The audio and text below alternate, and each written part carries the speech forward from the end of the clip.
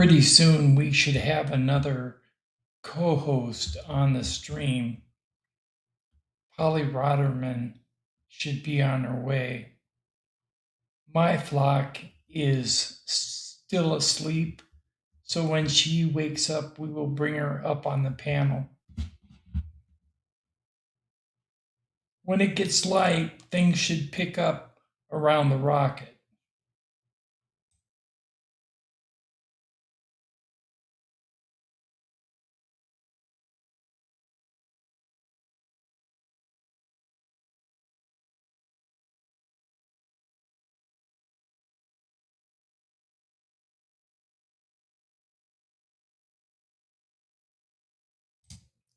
Just a note, this is the first time in 50 years that man has attempted to go back to the moon.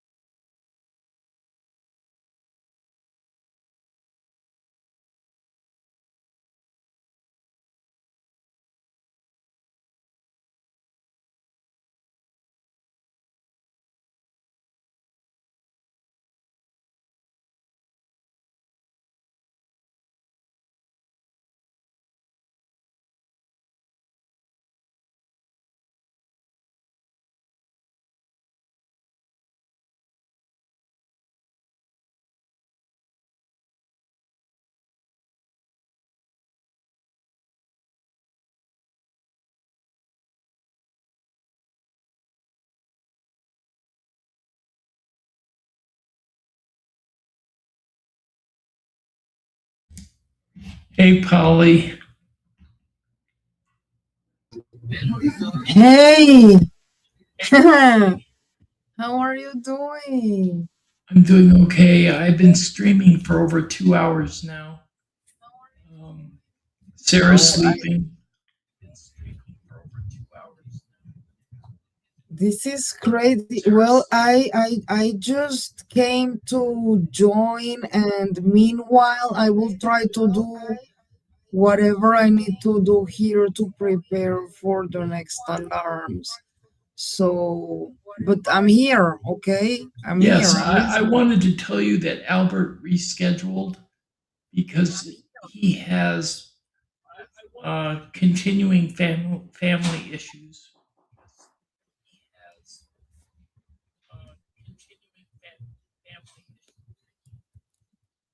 Yeah, yeah. I saw the message. Yeah. Well, I will send him a message. I hope everything is okay. Yeah, I think he's okay. I think it's his mother.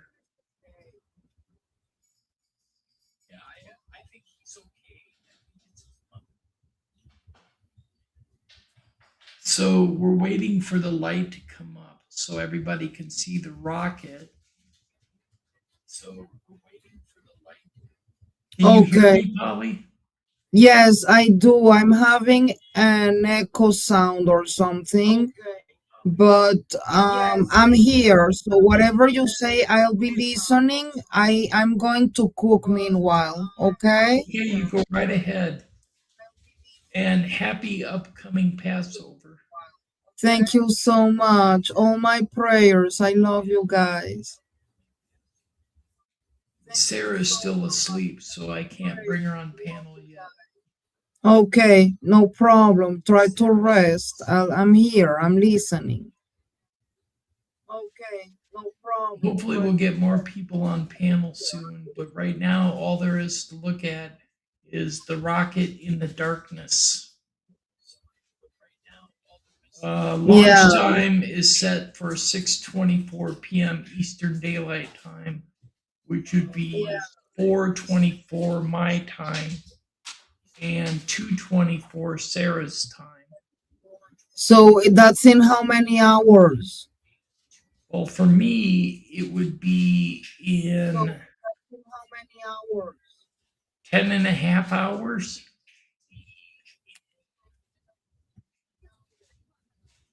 8.5 hours? No, 10 and a half. 10.5?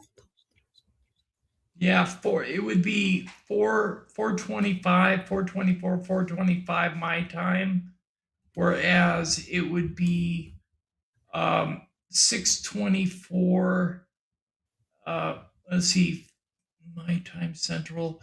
So it would be 5:24, 6:24 Eastern time, 5:24 my time, 4:24 Mountain Time, and 3:24 Pacific Time. So whatever you go by and adjust your time zone, you'll uh, figure out the number of hours. Yeah, it's gonna be about my midnight, I think.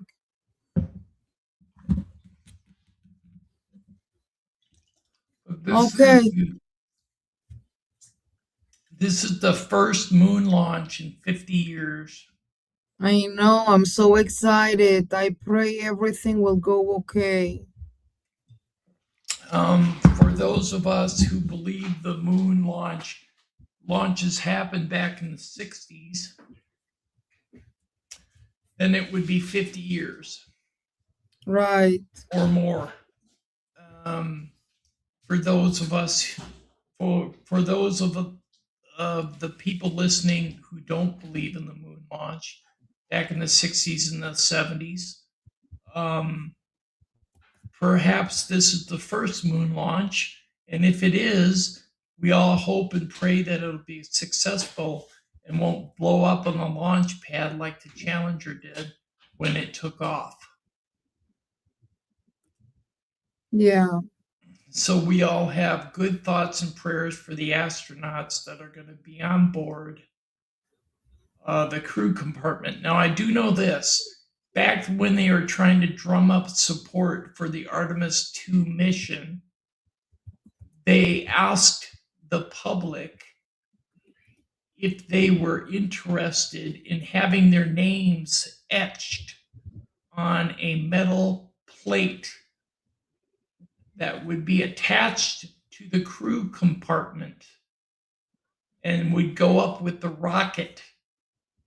So we Yes. would travel along with the rocket in representative form, representation of ourselves.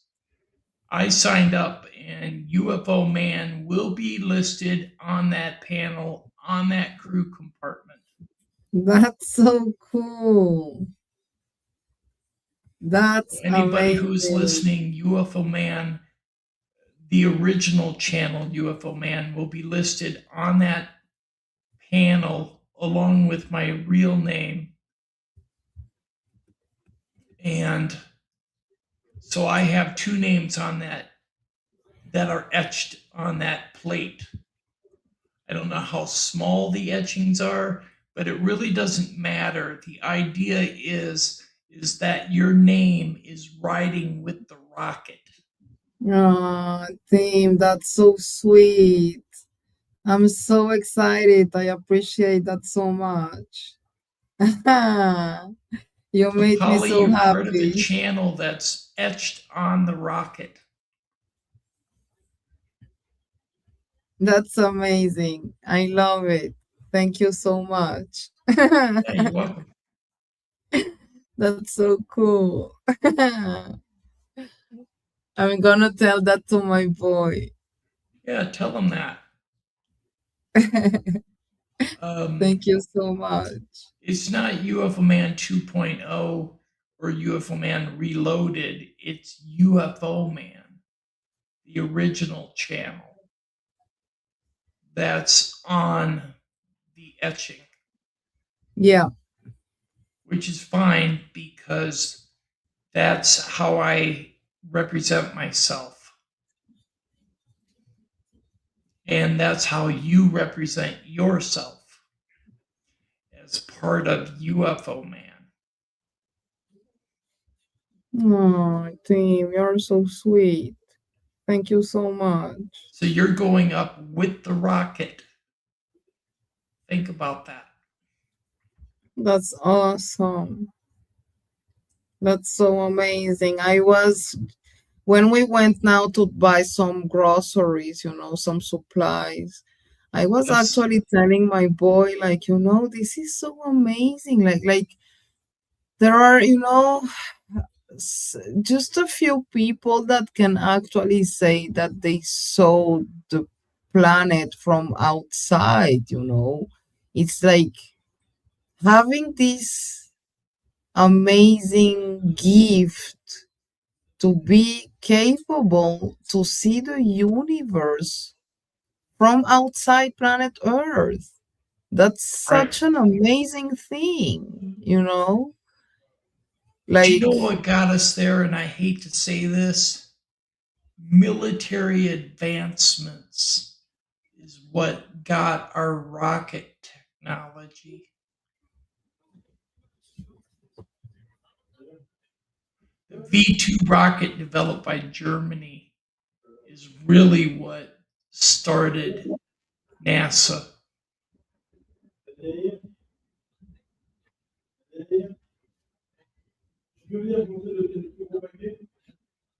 We had what a do you gentleman mean?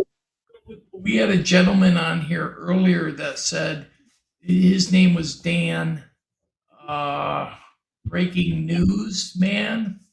He made the statement that they should have called the rocket Alice in reference to the honeymooners, Yeah. where he would say, "To the moon, Alice."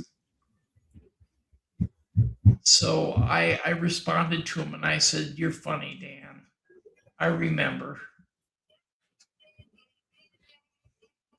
I was thinking during all this well, especially since we've been at war with um, Iran, how much is this affecting other dimensions and planets? You know, I don't know. I um, do know that when rockets go off as big as this, it does make some type of vibrational frequency damage within space time.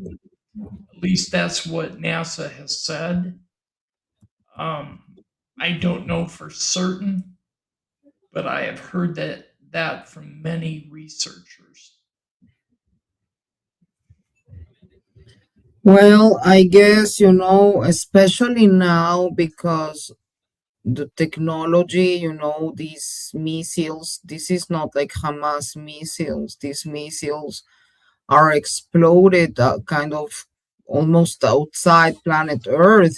So this is like the this has to be, this has to have some kind of effect, a multi-dimensional effect in other beings and planets or dimensions or whatever. Yes, it's Like, possible.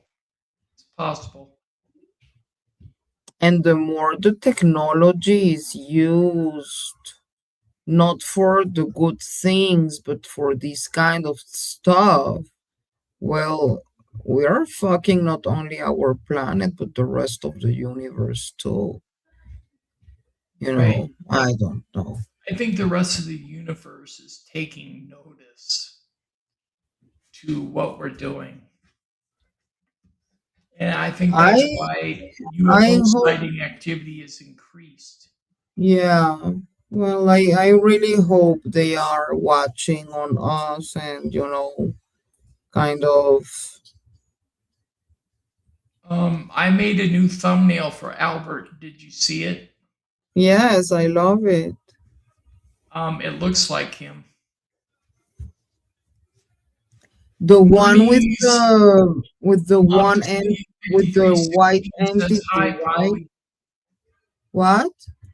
Monies to Moxley 5316 says hi, Polly. Monisha? Yes, Yeah. I'm saying Monisha hello. Moxley. Mox. Hello, Monisha.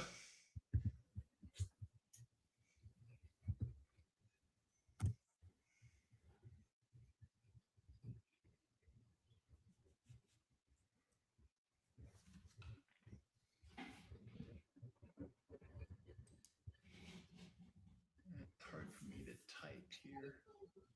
Oh my God, I just pray everything will go okay. Like, Oh, I me think the too. last time I saw something like this was when the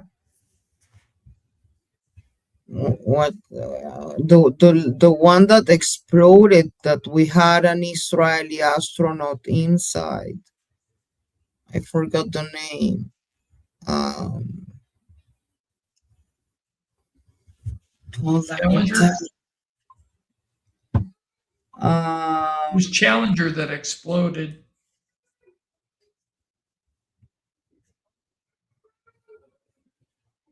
And then there was another shuttle that exploded too, but I can't remember the name of it. he was in the. Hold on.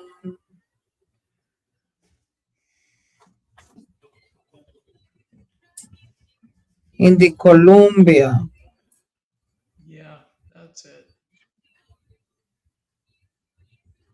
when it exploded in 2003. His story is so, they had three kids, and they were all watching their father, when it was in the air and it exploded. Then the eldest kid, well, he grew up, so he needed to go to the IDF, and he was killed in battle. Oh, that's sad.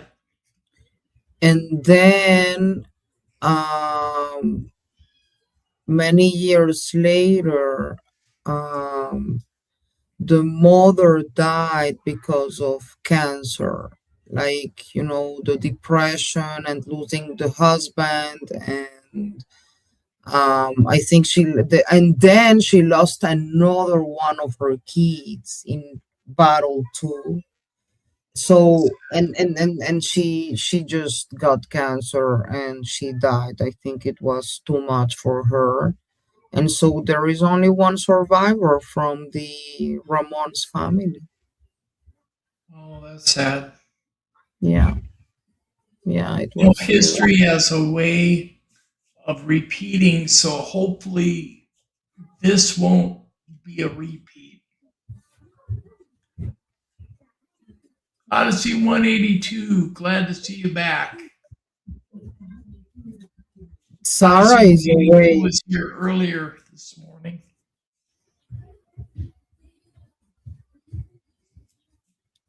Sarah is awake. All this. Okay, I'm going to try to cook something for tonight's holiday before there are any alarms. But my computer is here. I will be just muted, but if you need to say something or whatever, I'll be listening, okay? Okay. Thank you for telling me about this, Hey, and you're welcome. I will see you. I'm here. I'm here. I'm just cooking. So Go just ahead. let me know. All my love. I'll see you later. All righty.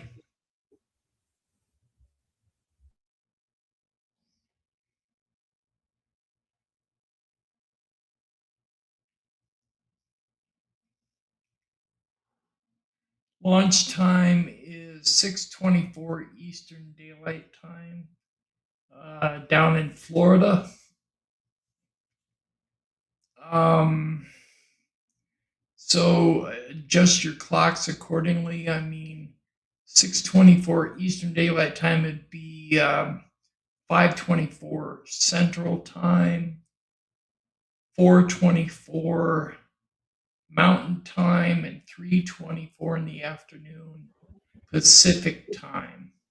Could you send me a message like 1 hour before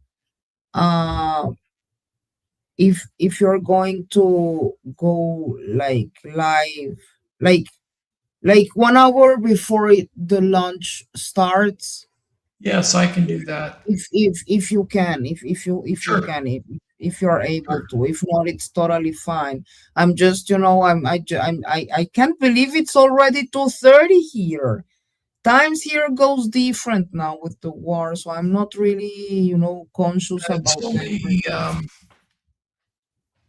6:30 a.m. here. Monisha, I'm located in Minnesota,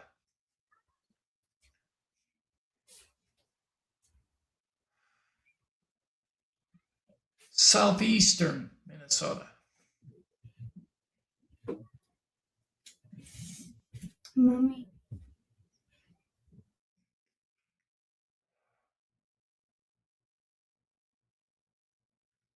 Kind of close to the Iowa border.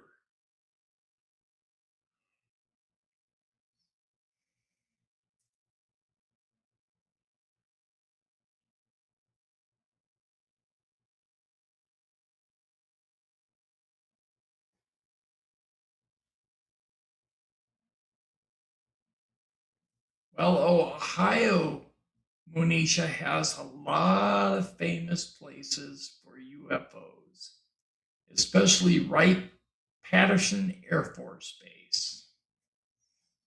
I had a friend who was a co host on my channel for a while. He was known as Tommy Highway, and he lived in Cincinnati, I think. If it wasn't Cincinnati, it was Cleveland, one of the two.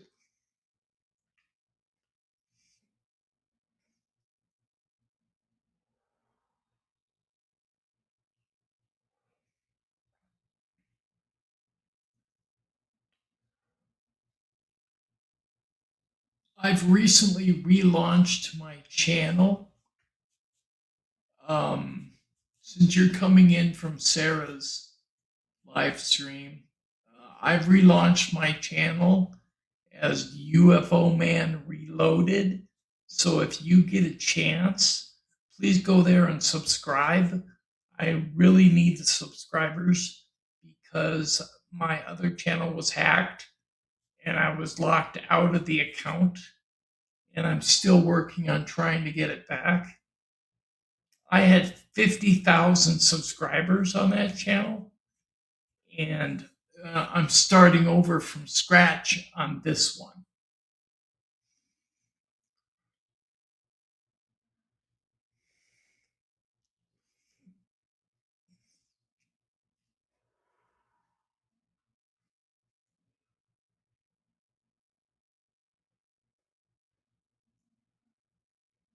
So, Monisha, you're Central Time, so that would be 5:24 p.m. your time would be the launch time.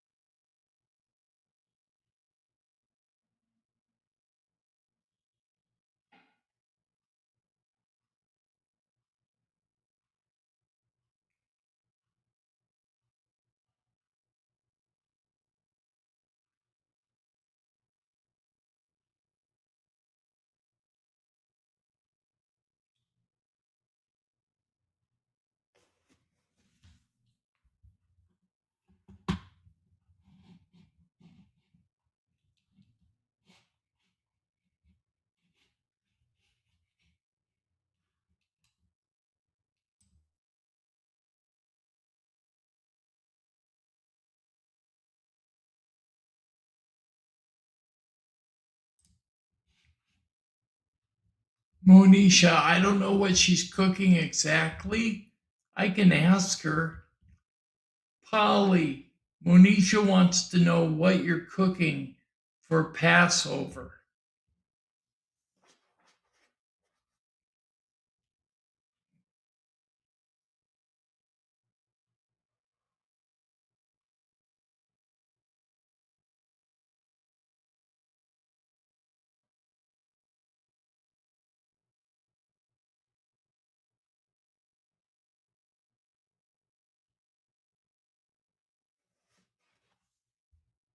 She must be away from her microphone at this time. Monisha, I'm sorry, I can't get her to answer.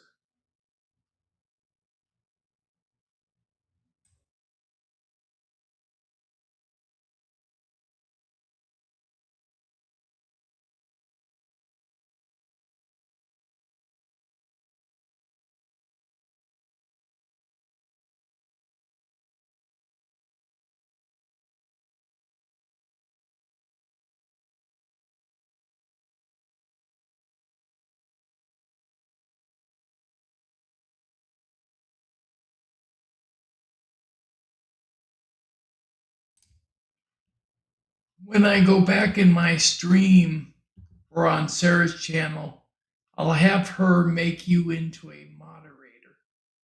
So you cannot get kicked off the channel for any reason unless one of us, Sarah or myself, decide to do so, which we won't.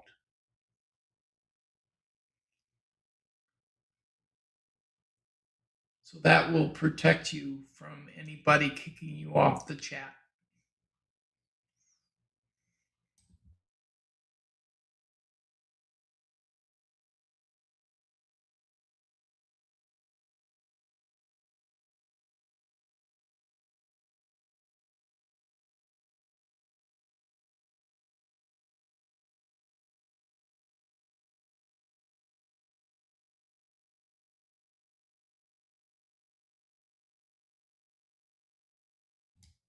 You're welcome.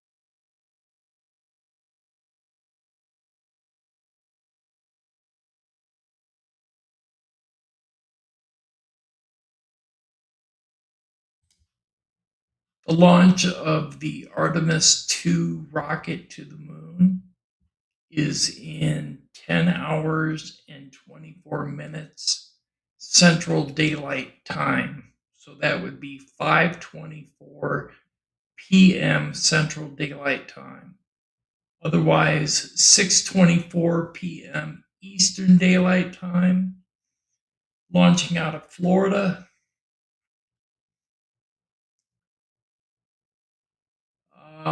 That would be 4:24 Mountain Time and 3:24 p.m. Pacific Time.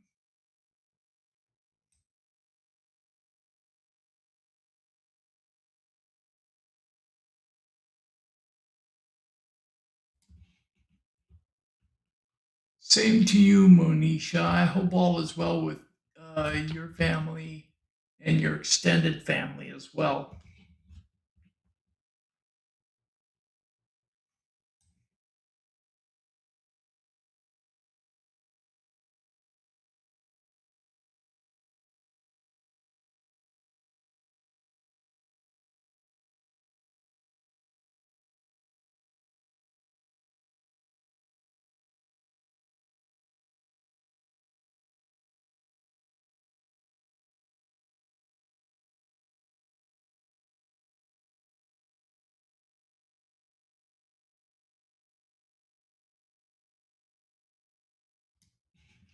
Sarah, Polly, and myself all consider everyone who visits our channel, participates in the chat room, watches our live content as part of our family.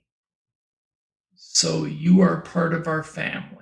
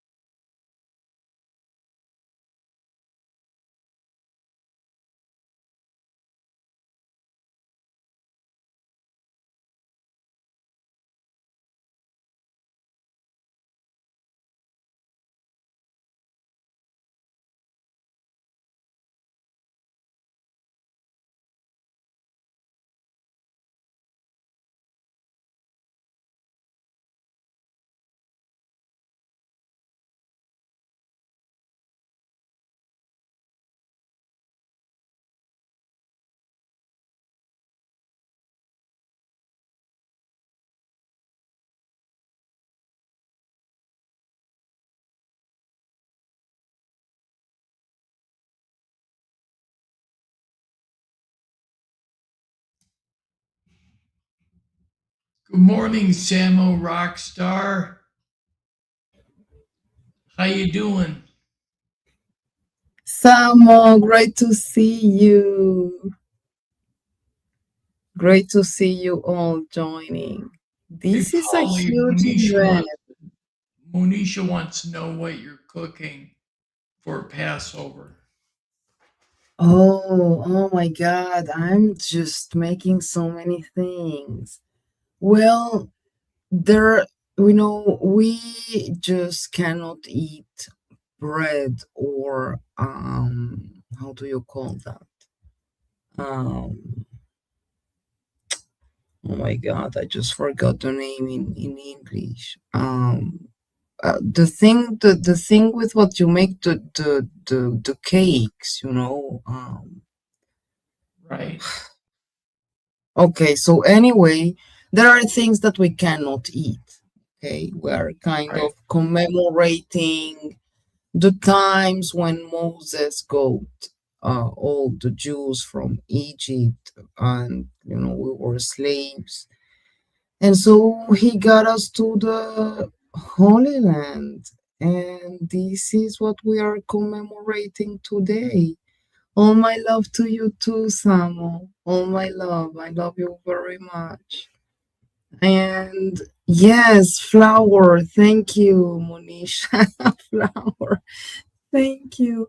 I need to explain that, it's been tough. My concentration is like underground.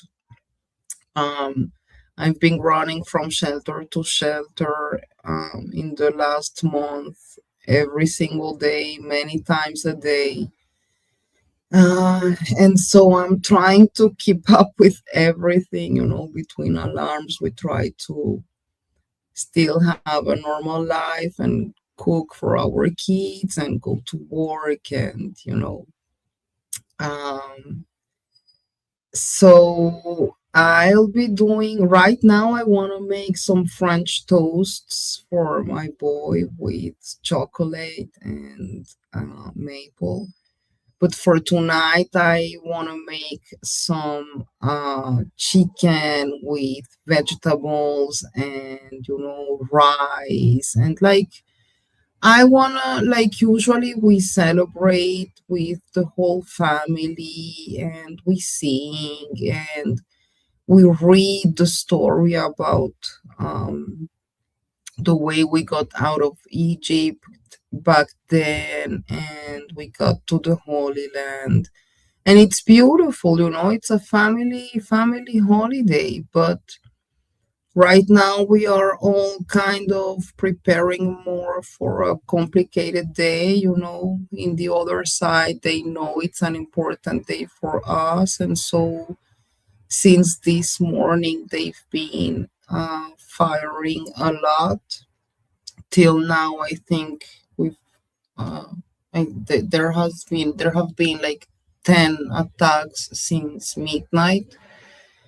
And so I guess we will be kind of commemorating inside the shelters, but um, we are strong and resilient, and we understand that this is an important mission for our country and the Middle East and for the West to be free of terrorism and to be in a free world, where we can love and respect each other. It's kind of the alien message that we know too, team. Like, we are different and we have different opinions and different sides in politics and religions and but it should not divide us. We no, should we should come respect. together.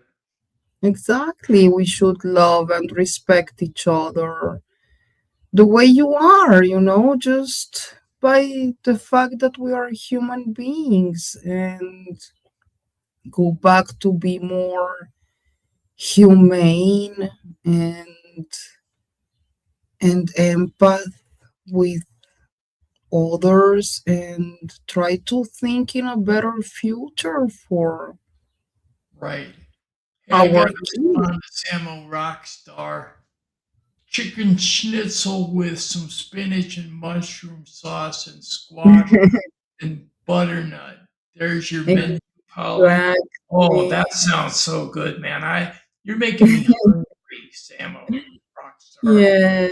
Yes, and there are some like typical things that we eat in every holiday. So for the chicken soup, I can also put like there are some kneidalach balls.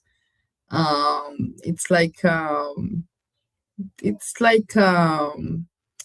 flour bowl that you put inside Sounds the like chicken dumplings. soup. It's so yeah. I Sounds it's like I a hard really dumpling or something. kind of yeah, and we just wait for it. So nice, I love it. Yeah, we're expecting it. I hope it will be quiet, but we are just preparing for it. I just want to send to all of you all my prayers and um, just really try to be better persons and human beings and love each Yeah. other and support each other and I have let's a try lot to of make a better planet. I have prayers going out to you, Polly, but I also have prayers going out to the astronauts that are going to be riding on the tip of that rocket. Exactly. And I think that's the connection of what we are talking about. We are doing amazing things trying to understand our universe and where we come from. So, there are many stories and conspiracy stories about what happened on the moon many years ago, if we landed, if we didn't land. Well, the fact is that we are trying to go there again, and this is huge, a huge step for humanity, no matter how you look at it. And the best we can do is pray for these guys to have a great flight and to come back in one piece and with excellent results. And this is a huge step for humanity. Right. I hope they come back safely to Samo Rockstar because the last time we had a major spacecraft come back, it did not survive re entry. So hopefully Right. this will change. Yeah, and it makes you wonder too, like why so many years before we went back to the moon and why this time aren't we landing, for example? Well, Because I heard originally we lost all the technology knowledge of how to build a rocket that would take us to the moon, and that it was actually handed out to private companies to develop space travel, like Virgin and SpaceX and other companies. We've seen the failures that SpaceX has had yeah, with their heavy rockets. We've seen uh, Virgin have some success, but only to low Earth orbit, and then they come back. right. It doesn't seem like we can get out of low Earth orbit.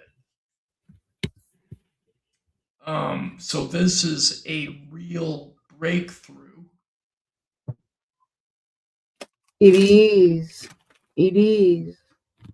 And the more you see designs, articles in the different magazines, breakthroughs are done all the time about anti-gravity. And so I think there is much more as usual that is happening than that we don't know.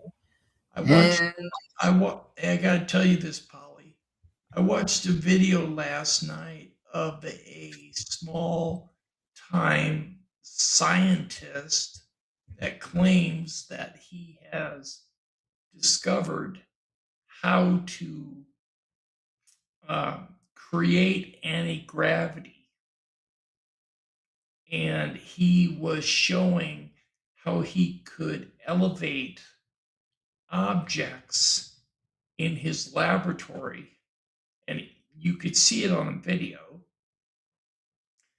of how he used different types of current to create the anti gravity effect. It was like the Beale field, Townsend Beale field effect, where you decrease mass by like 87%. And wait, then, are you talking about the Jesse Mitchell's last uh, interview with the scientist that says that he already that there like we already know how to deal with anti-gravity? Is no, the same one? No. although I did watch that, but no. Well, something is going on because you see all these scientists that we cannot find like for a month already, Right, you know and they are all related to the UFO phenomenon. right. So something is going on, right? Samuel Rockstar Sarah is asleep, so I am running her chat along with mine.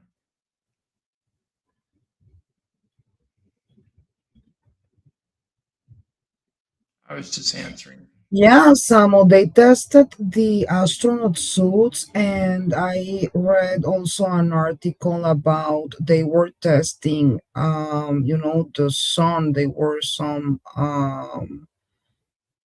sun flares that could probably put in risk the craft, but they say everything looks okay. So there are so many things that can, you need to take in account everything, everything. I think Right. even the weight of the astronauts, I everything. had I had a cousin in the '60s that worked for NASA, and she created a device. She invented a device called a star charter. And the star charter was a navigation system that was placed on the nose cone of the Apollo rockets. And without it, they could not chart the correct direction to the moon because they can't see past the tip of the rocket because they could only see out the sides where the windows were, portals, and they couldn't see forward. So they had to use computers to plot their path. And if you consider the type of computers they used back then, they have less technology less technology in those computers in those rockets than what we use in our cell phones. Right, right. Samo Rockstar Interesting. says next week is the Bledsoe prediction, which is supposedly aliens are going to let us know that they're here. I know. Well, I am not a fan of those dates things, but I guess the best thing we can do is just wait and see, like it's the same like, Greer has given so many dates already. Like, so I just, I'm not going I to state my feelings on Greer because I was a follower of Greer for years, but I gotta say now I'm not. I just think, sometimes like my opinion is that, again, I personally respect very much every single person's beliefs and paths, and, but I don't think aliens think in date terms, like, okay, everything is prepared for 2027. Here we go. Like, I don't see them thinking like that. I don't think so either because we're looking at it from a human viewpoint rather than Exactly.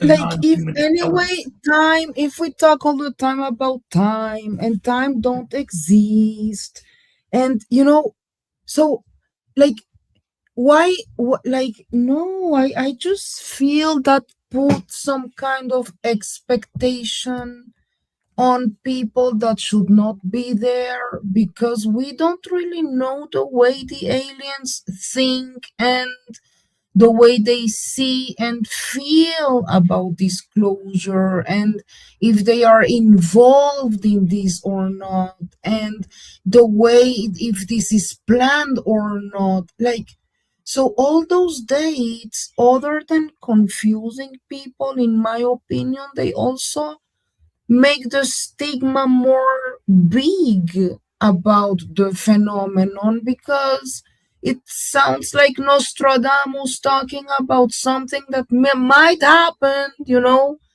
Last time I heard the story, like, they were talking about the Mayan calendar in the 2020s. It was 2019, I think, and Right? nothing happened. And then Greer, it was 2025 and nothing happened. So stop with the dates and let's concentrate on on consciousness, on our behavior, on trying to really make a sincere contact, with them, between us. Like, I don't know what to say. And if he's right and something happens in 2027, well, great, But like, I don't do nothing with that information. I'm going to read these comments from Samo Rockstar. He said, "Yeah, LOL, we have had many nothing burgers in the past. And let's not forget Avi Loeb, the boy who cried wolf 3 times. In the intelligence community, we were told to look out for August 28th, regular full disclosure. And then he said, correct, Polly, you're right, all guesses." Well, the only thing I can say about hold on, I need to plug my computer. What I can say about Avila is that um you know, even though even with Oumuamua and even with Three Eye Atlas, um, there were these speculations about both of them being alien crafts, and he was talking a lot about it. And but I think at some point people got confused because Avilav is, in my opinion, not trying to convince no one about the fact or not fact that those things were crafts.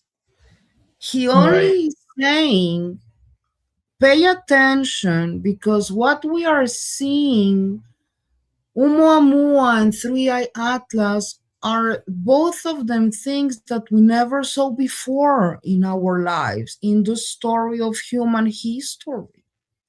There, And there are two of as three. and the things that we know about them don't match the things that we know till today. So the only thing he was saying is, let's pay attention because this might be an alien craft or an alien technology or an alien something that was built many million years before, and or you name it, but let's pay attention. So people, it became like a war between Avilav is right and Avilav is wrong. So again, like we were looking like for a division, the ones who support him and the ones that don't. And we should think when these things happen, in my opinion, about not who's right or who's wrong or if he's right or wrong. Avilav is giving us scientific facts about these two objects. So for Right. us to decide, we need to do the research and decide what it is or what is not. That doesn't make him a liar. He's not Well, lying.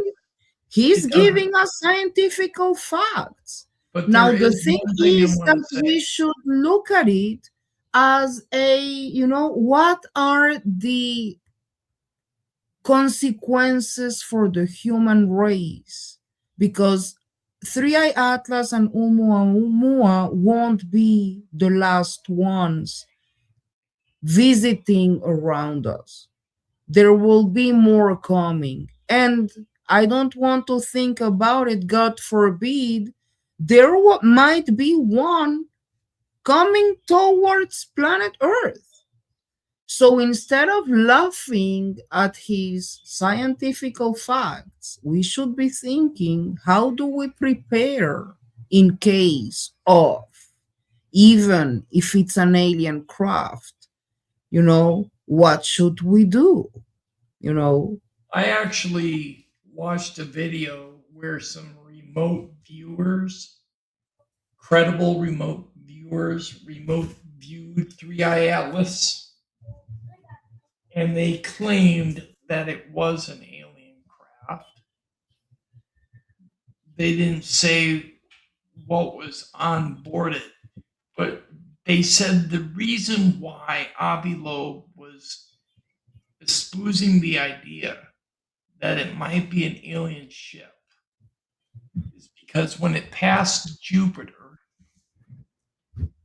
Jupiter's gravity did not affect the object as it passed by.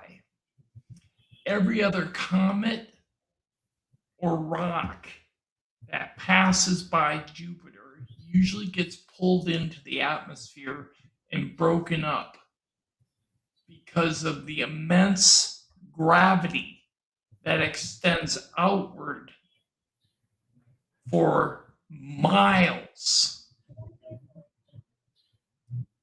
Yeah. So when Well, this object passed Jupiter, it wasn't even affected. It kept going on its course. That's unusual. yeah. And not only that, the last article talked about an unusual amount of alcohol inside Three Eye Atlas. And the jets that kind of jets that you can see there, Yeah, the and jets like, that were kicking out of it, out of the sides. yeah, They said so that was odd too. and it was so close to the sun and it didn't burn, like something about it is weird, and that is exactly what we are trying to find out But it's now. hard for us it to find doesn't out. have to it doesn't have to have like alien species inside of it. The fact that it's an Right. object that we cannot truly understand, that the facts about it look weird, that it came here, it visited us, and he went again like nothing happened. But this thing has been in our universe for millions of years. Go figure if it hasn't been there like since the dinosaur time. So we need to take in account that this can happen again and again. Actually, And Polly, they say that Three Eye Atlas came from outside our universe and came into our universe. It's an intergalactic object. Um, so it's come from outside our universe into our universe. It passed through and past the sun, and it looks like it's going to turn around and go back. yeah, And so who I knows heard. of a rock that can change direction without the help of gravity or gravitational lensing? You know, who knows Yeah, so I heard. that? But this thing was doing it allegedly under its own power. Hey Samuel guys, I'm Rockstar going said, to I'll be back in 15 minutes. I'll be hearing, but I need to end the French toasts for my boys. So I'll be right back, okay? I'm listening, but I okay, need to finish the cooking. So I'll be right back. okay. So Polly's taking a break and she'll return in a few minutes. A guy monitoring Atlas said that it had 3 times jet points at the back. All three election points were 120 degrees apart, like ionic engines. Yeah, I've heard that too, Samo Rockstar. There were 3 spots of light seen at the back. Yes, ejection. Yeah, I know that's what you meant. Um, there were also supposedly several lights that were traveling around it or with the object. Um, and they were self illuminated. Nobody knows what those lights were, but those lights in themselves were huge because they could be seen with space cameras, with satellite cameras,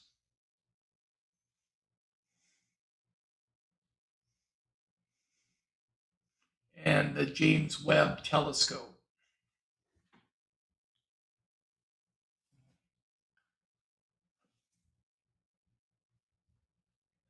So hopefully, if the Artemis 2 space crew gets any images out there when they're out in space, I hope that the American public is privy to that content rather than having the US government classify it immediately.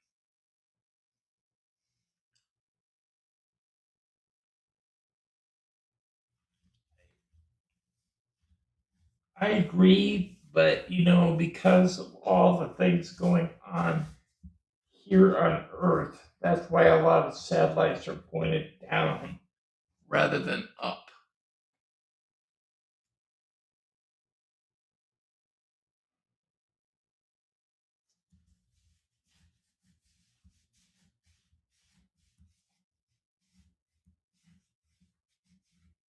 I gotta tell you, Sam, we're rock star. A gentleman came on the chat earlier this morning and said they should have named the rocket Alice rather than Artemis 2, a reference to the honeymooners. So if you know the honeymooners, Alice is in reference to the statement, "To the moon, Alice."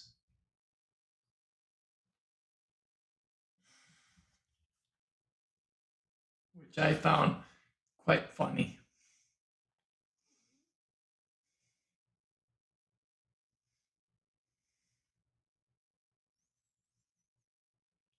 When Sarah wakes up, which I figure will be in about 2 hours, I'll give her a call on the phone and I'll get her on the live.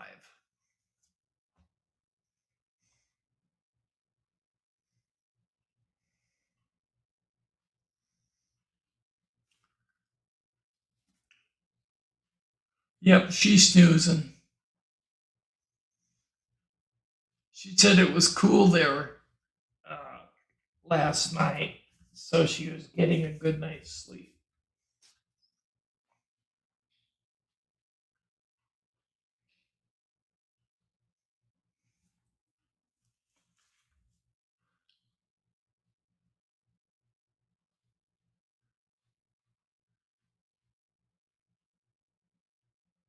So you're saying it's 2:15 in the afternoon for you?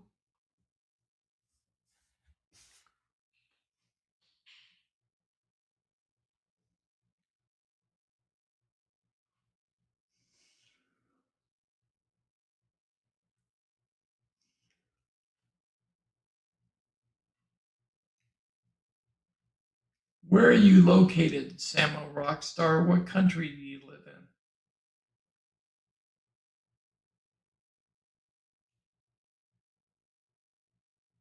Oh, so it's 3:15 for Polly. Oh, you're near Antarctica. I gotcha.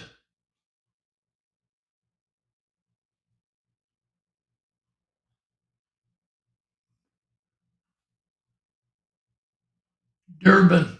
Gotcha.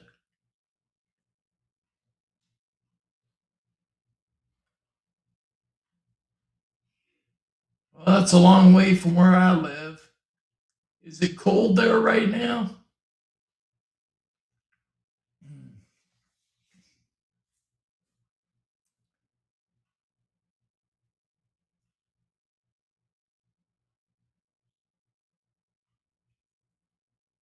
You move around a lot. Next, you're off to the Netherlands. Gotcha.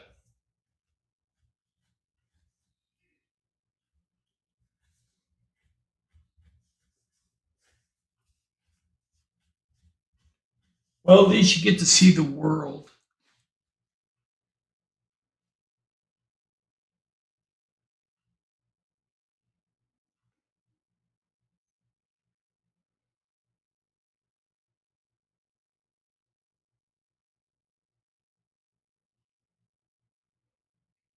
I'm in Minnesota, and right now it's 31 degrees Fahrenheit.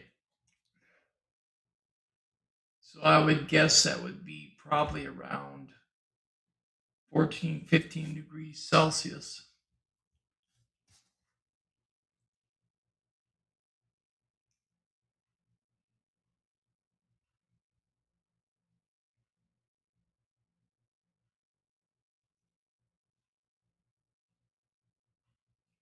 Yeah, I believe the world is like a reality show.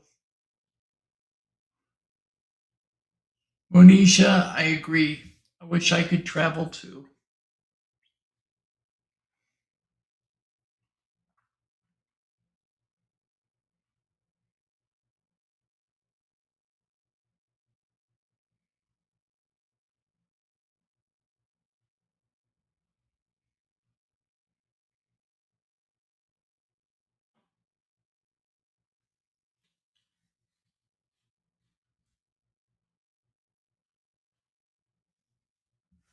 Yeah, Minnesota is freezing, but I gotta say that when it gets up to about 40 degrees, all of us are outside wearing shorts and t-shirts and starting up the grill because we're used to sub-zero temps.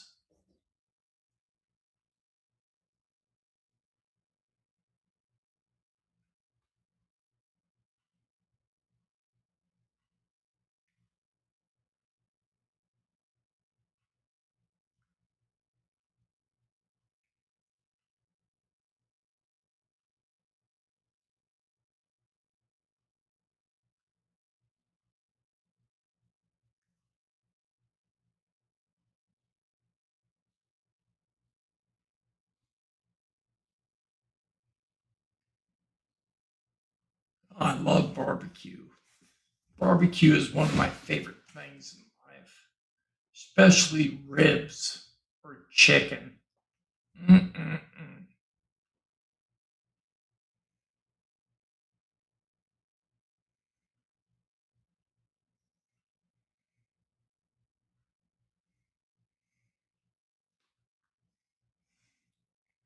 Or both.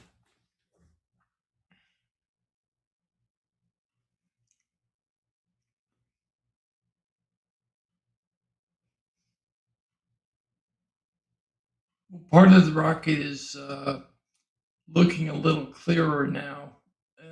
It must be lightening up a little bit down in Florida.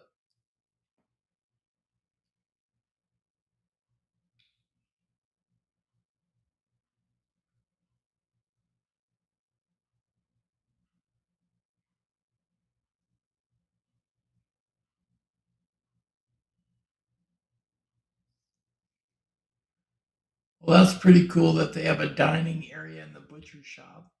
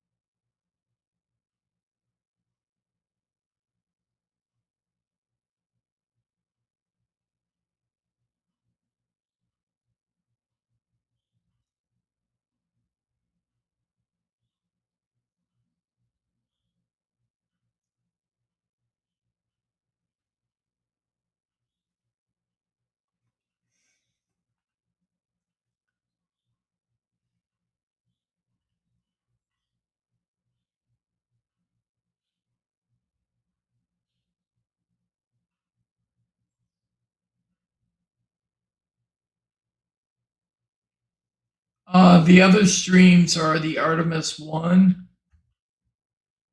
I Googled the Artemis 2 launch time and it's 6:24 p.m. Eastern Daylight Time today.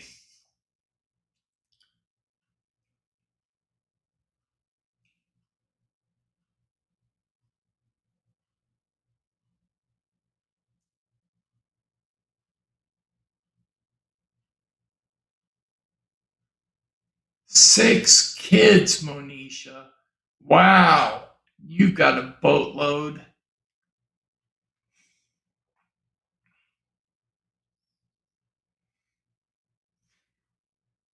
I'm impressed with the fact that you can take care of 6 kids all at once.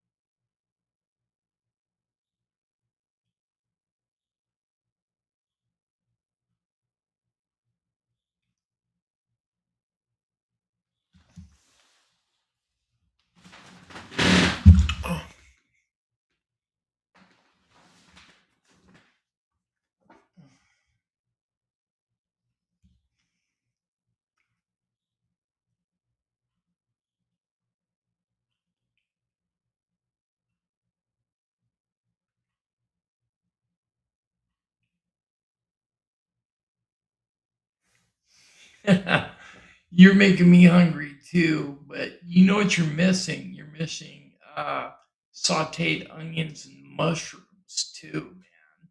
Gotta have them with your steak.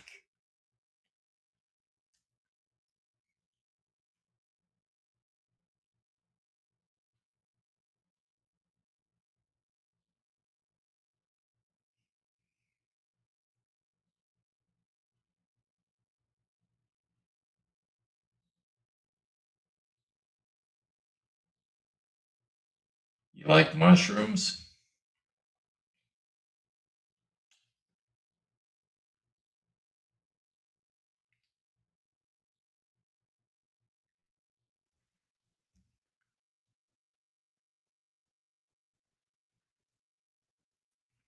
Monisha, you do have strength. Remember that, and we respect you for that.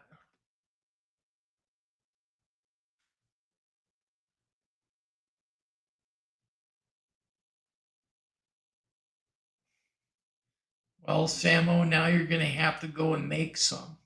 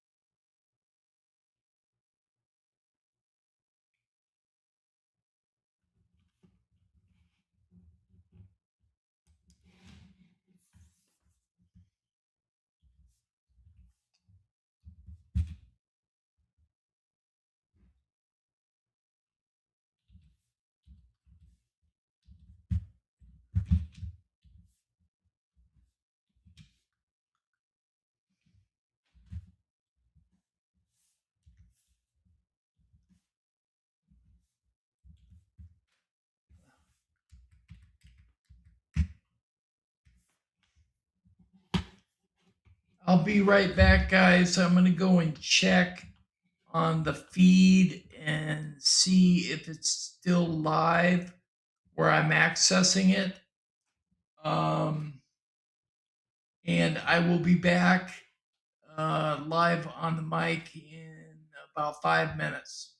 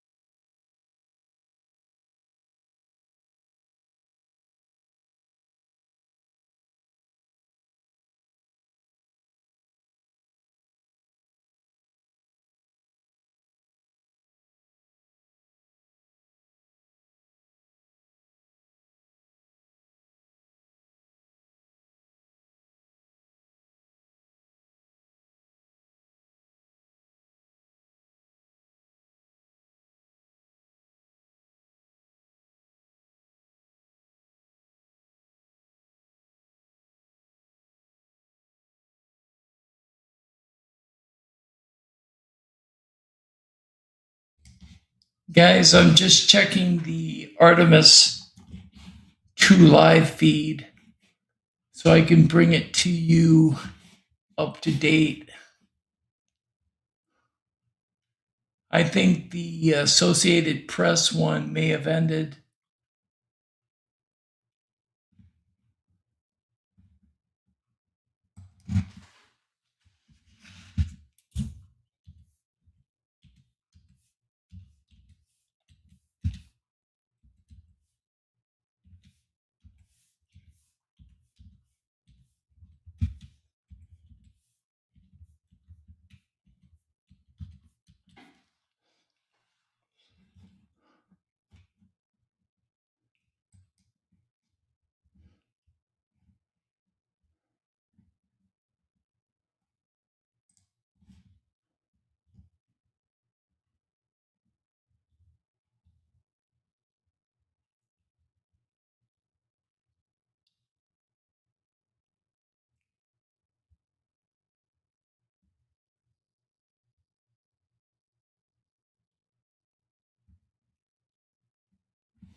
It says here that target liftoff time is 6:24 p.m. Eastern Daylight Time, or 22:24 Greenwich Mean Time.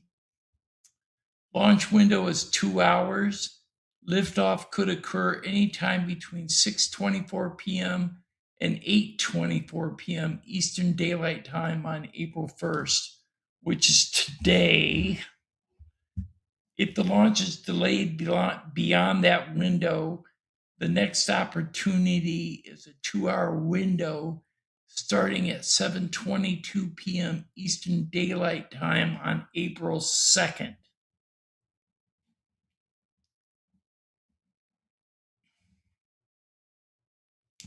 Yeah, April's Fools. Yeah. Hi, Danny. Good to see you. My flock is not awake yet, but Polly's here.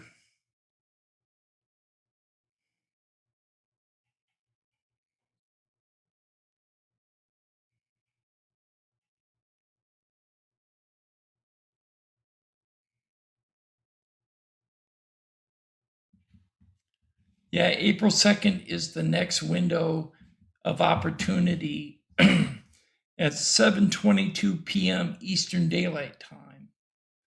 And that's according to CBS News.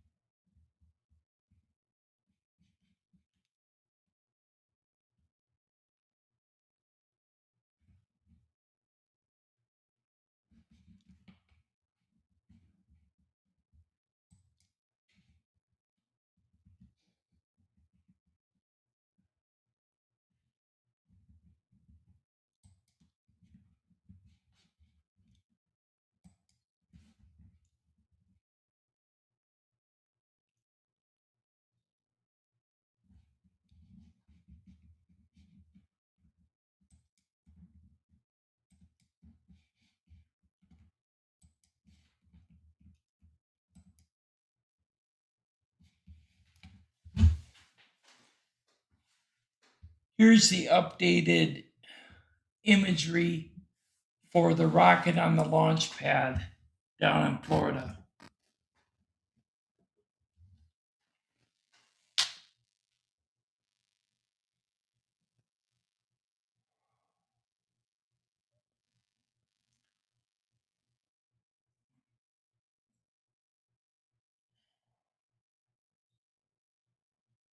You're welcome, Samo. I had to update it because something was wrong with the footage.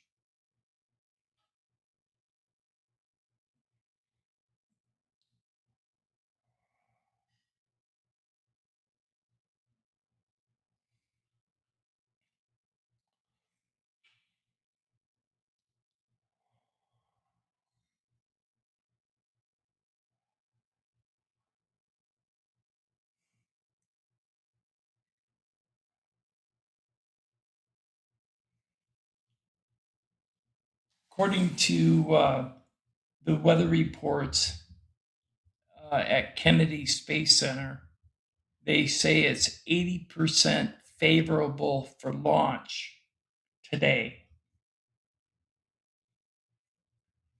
The rocket is sitting on the launch pad known as 39B or Bravo, 39 Bravo at Kennedy Space Center.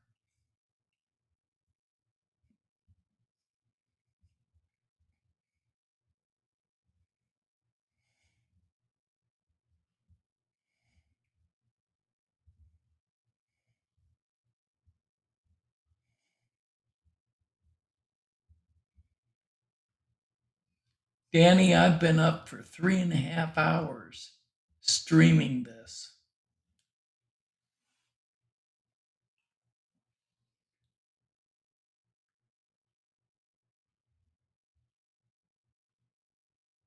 Yes, we're looking green for final launch and final checks. Yep.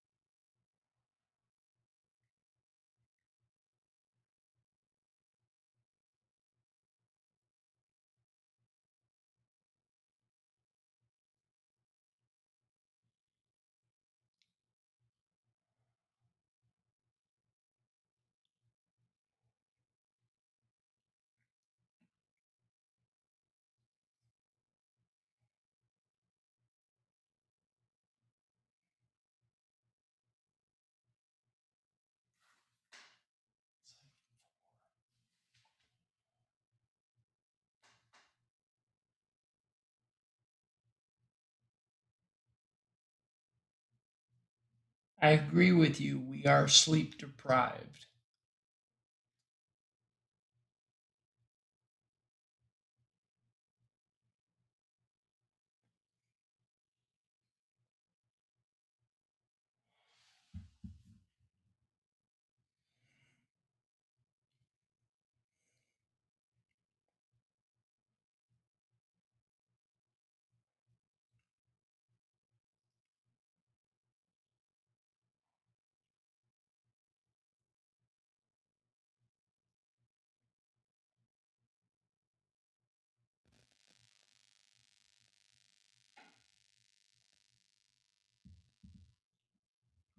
Welcome, Shelley.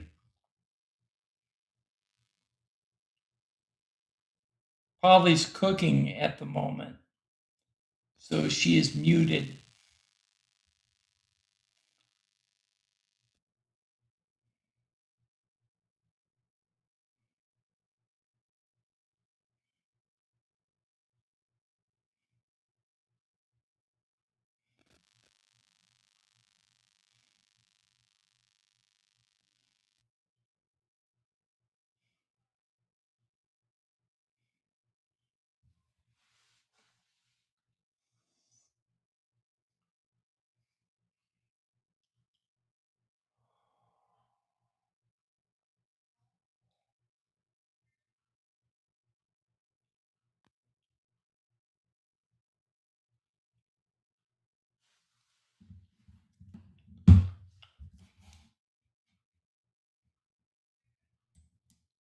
just to show that I'm awake.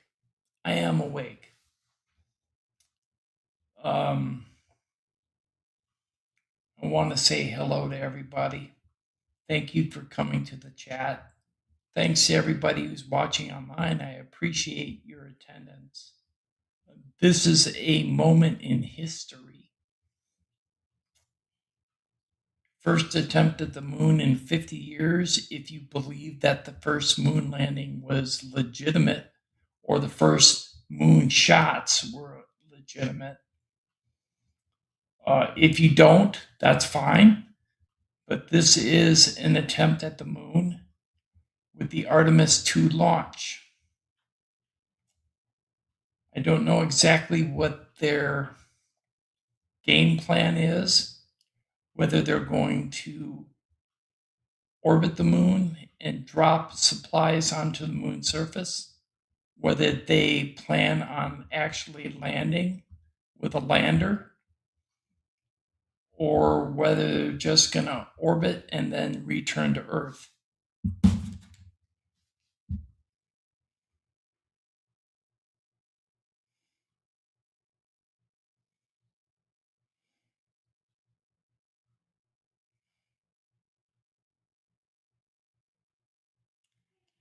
Polly says they are not landing this time, so that means that they're orbiting the moon and then coming back. That's a little bit disappointing. I was hoping they would land.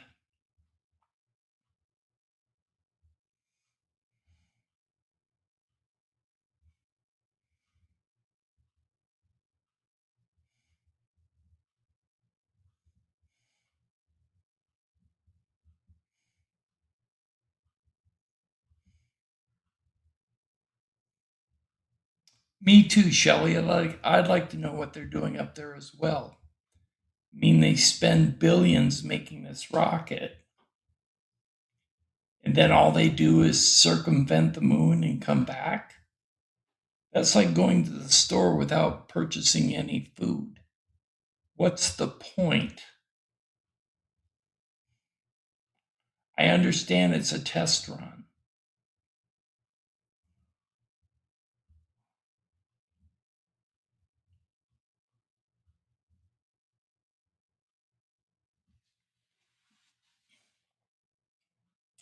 I heard that they might be taking up equipment and dropping it on the surface. And then the next time they go up, if they land, they will be able to recover that equipment and use it when they're there.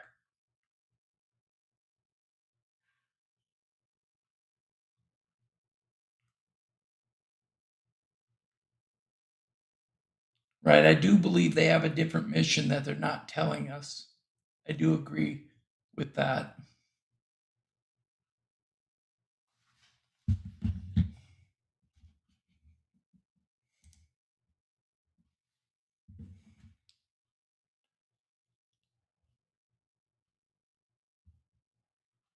Yes, we do need a return on this investment.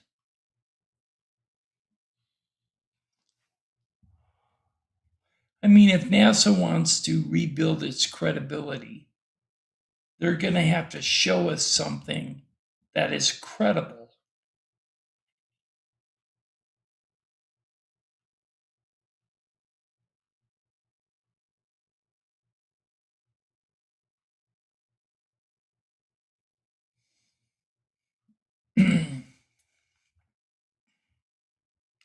And if we're going to risk the astronauts' lives just to circumvent the moon and come back without doing anything in particular, that seems like a loss of money and too much of a risk.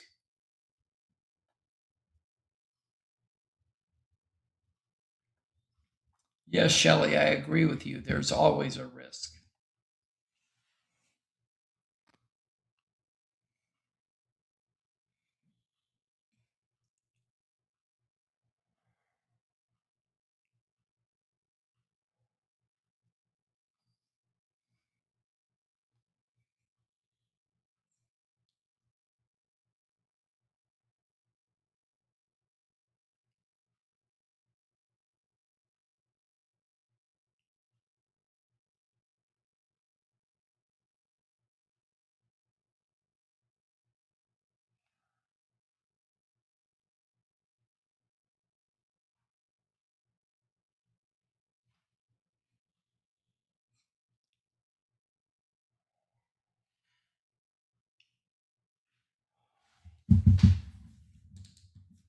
I'm going to check something with the feed.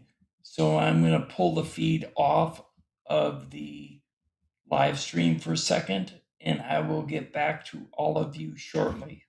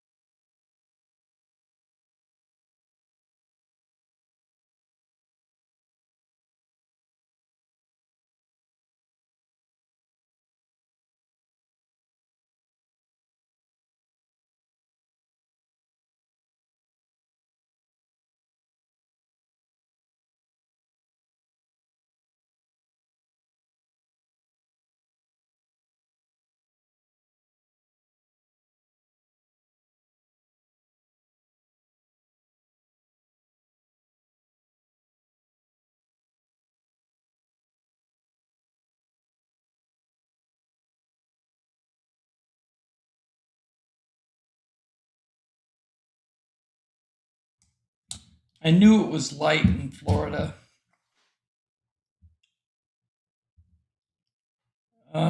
The feed was behind in its play.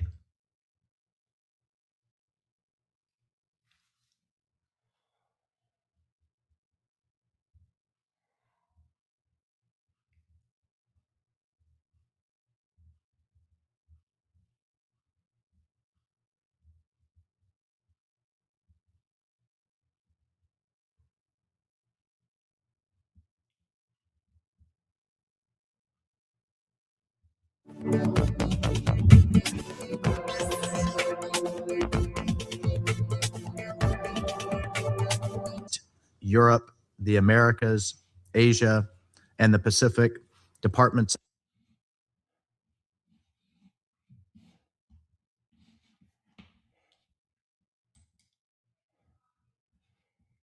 Hold on a minute, guys. I gotta check to see what's going on.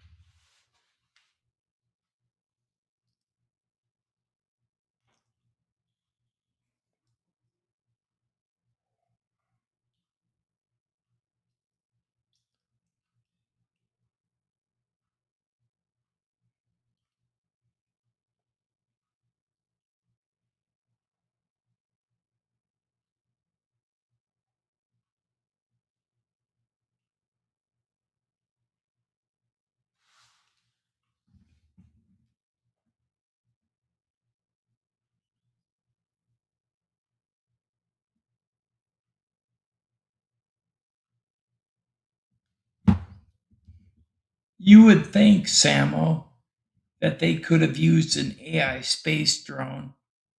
They could have controlled it by computer.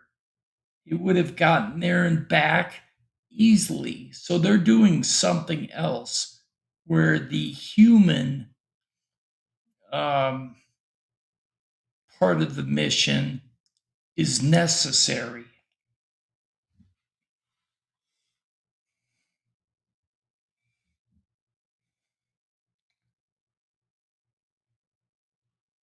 Launch is in 9 hours, 27 minutes.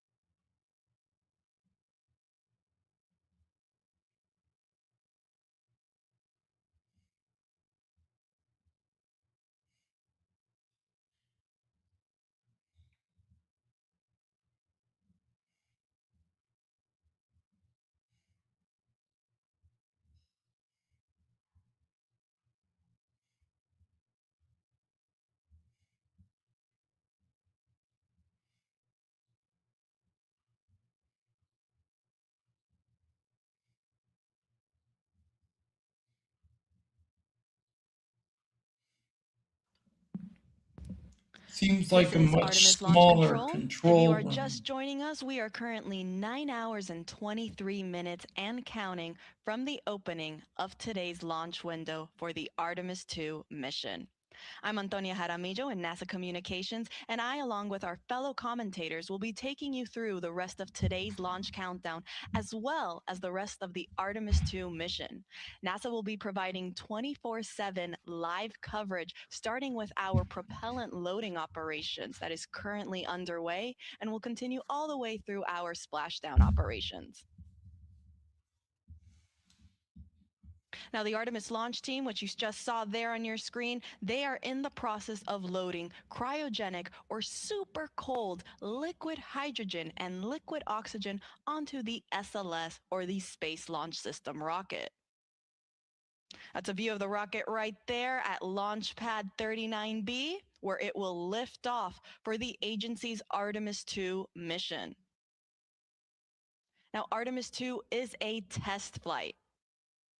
We will be sending our astronauts, Commander Reed Wiseman, pilot Victor Glover, and mission specialists Christina Cook and Jeremy Hansen on a 10-day mission around the moon and back. Now, we are currently again underway with our propellant loading operations. We are in what is called slow fill for the core stage liquid hydrogen tank and fast fill for the liquid oxygen tank. Now, slow fill refers to slowly loading that propellant. This is done so that teams are monitoring how the hardware is receiving this super cold, hazardous propellant that is being onboarded on the rocket. Following slow fill, that then transitions into fast fill when we start loading that propellant at a much faster rate. So oxygen is currently already in fast fill, and liquid hydrogen will soon follow suit. Now you can see there on your screen on the rocket, you can see maybe some little like checker marks that look to be on the solid rocket boosters. Those are the two nose cone shaped boosters in between on either side of the core stage. Now, what do those black and white checkerboards and squares and circles mean? Well, these are our photogrammetric markings. They serve as imagery references for the engineering photo and video documentation as for the post-flight analysis of how SLS attitude and its position relative to the ground structure during liftoff and ascent performed. So they're not just on there randomly, they do serve a purpose. And it is, again, for all of that post-flight analysis. Now let's take it back over to the firing room. And let's take a look at our launch team. You can see there you have Charlie Blackwell Thompson. She's right now walking around on the first upper level row. She is our Artemis launch director. She's currently wearing a green blazer, and you might see some other folks around the room also wearing green a lot. Why green? Well, at NASA, we love our superstitions and we love our traditions. And for the launch team, green is one of those fun traditions that they like to carry on. Green for them means go, so they wear green for good luck.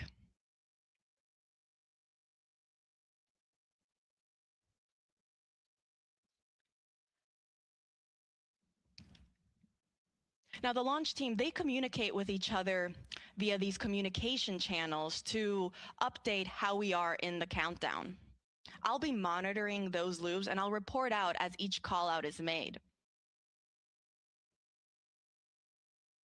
The team actually just reported that we have now transitioned from slow fill to fast fill on the core stage liquid hydrogen tank. This means we are now in fast fill for both liquid hydrogen and liquid oxygen.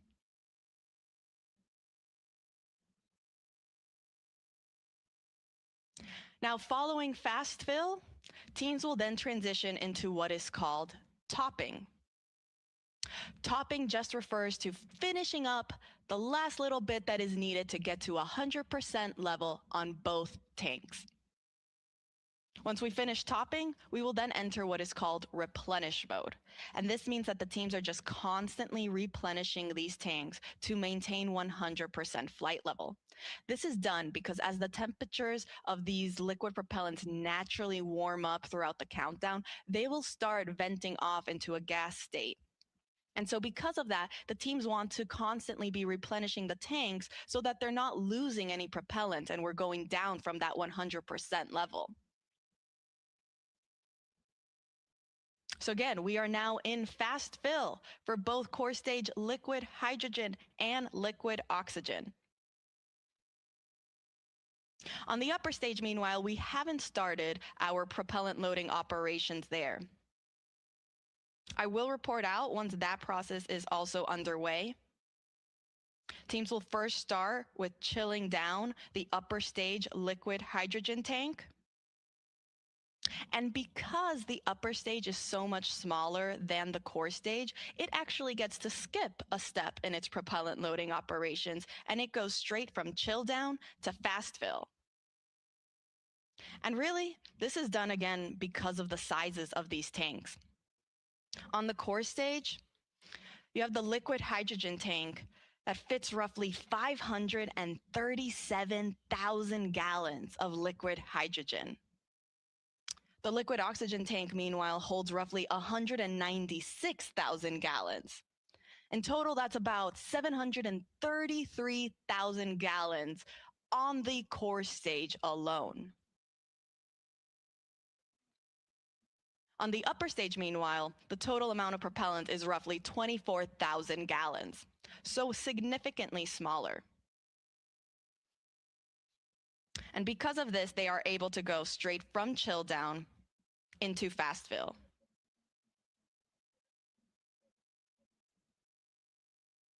Now again, we have not started our propellant loading operations on the upper stage, also known as the interim cryogenic propulsion stage.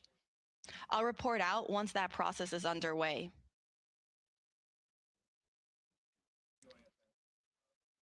But to quickly recap, we are in fast fill for the core stage liquid hydrogen and liquid oxygen.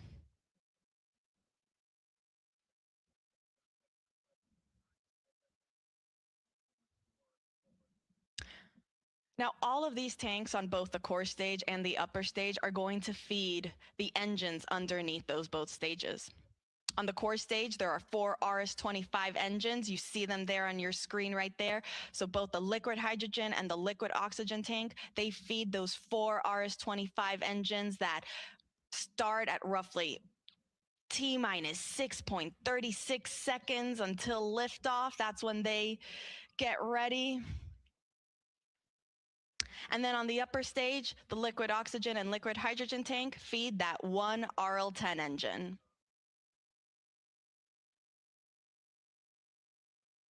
Now, combined with the solid rocket boosters, SLS produces roughly 8.8 million pounds of thrust.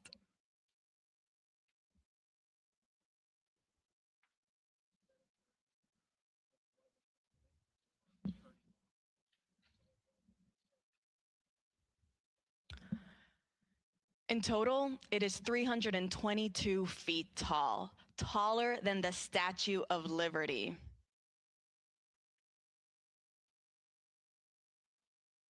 In fact, let's break down the rocket for you a little bit. So up there at the top, we have our Orion spacecraft. Right underneath is actually then what is called the Orion stage adapter. That's when the SLS rocket actually starts. The Orion stage adapter is the smallest portion of the rocket, roughly 5 feet tall. Underneath that is then our upper stage, or that interim cryogenic propulsion stage.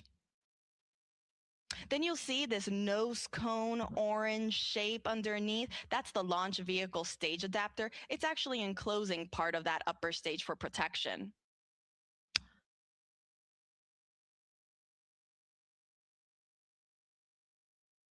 Underneath the cone-shaped structure,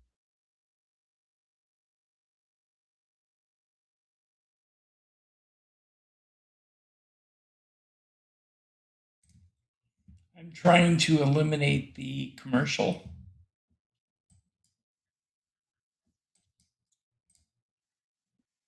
Okay.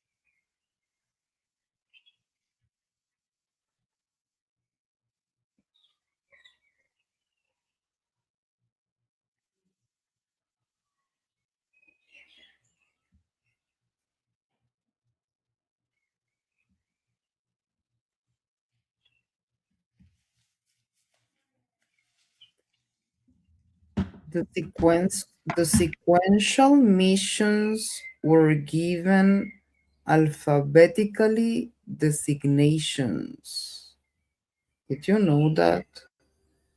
For example, type A flights like Apollo 4 and Apollo 6 tested the Apollo spacecraft without astronauts on board in Earth orbit. Apollo 7, which achieved the same but with a crew, was type C, and Apollo 8, which did the same in lunar orbit, was type C prime. Apollo 11, which accomplished Kennedy's challenge to the nation, was type G. The Apollo program did not include an uncrewed test of the command module in orbit around the moon.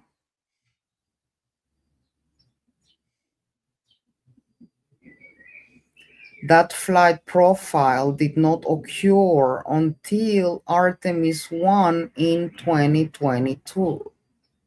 On that mission, not only was the Orion spacecraft put through its paces with everything but its life support systems installed, but it also tested out a new type of lunar orbit for a human rated vehicle, and now leads up to Artemis 2, the first crewed flight of the Artemis program. By that one distinction, there will be astronauts aboard. A comparison could be made with Apollo 7 as the first crewed flight of the Apollo program. But Apollo 7 did not leave low Earth orbit, or LEO. Artemis 2 will transfer from LEO, or low Earth orbit, to a highly elliptical Earth orbit, such that it reaches and then exceeds the distance that humans have ever traveled away from Earth. That's just amazing. It sounds science fiction, but it's just amazing. I am so excited. Can't wait to see it. I really pray it will go smooth and it will look beautiful, and we will have new results and findings, and pictures and videos. It's really kind of sad that they don't land, I guess, after, so many years, and with all this new technology, maybe we would have expected for an amazing landing, and which is weird, but I guess they have their own thoughts about it and reasons, and so I guess we will just say and receive whatever happens with a blessing, because anyway, this is just a beautiful, amazing step for humanity, no matter how we look at it. And we are watching it live. Everyone, don't forget to like, subscribe, and comment after the show. That's the best way to support our shows.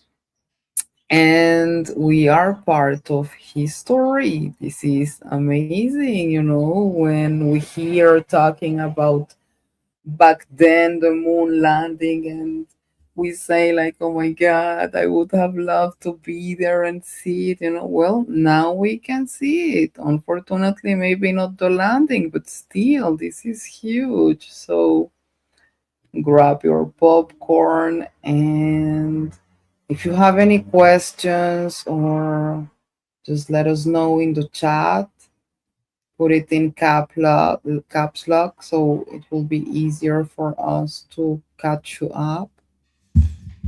I had an And idea, Polly. Perhaps they're going around the moon to look at possible landing sites. They haven't determined where they're going to land the next time they go up.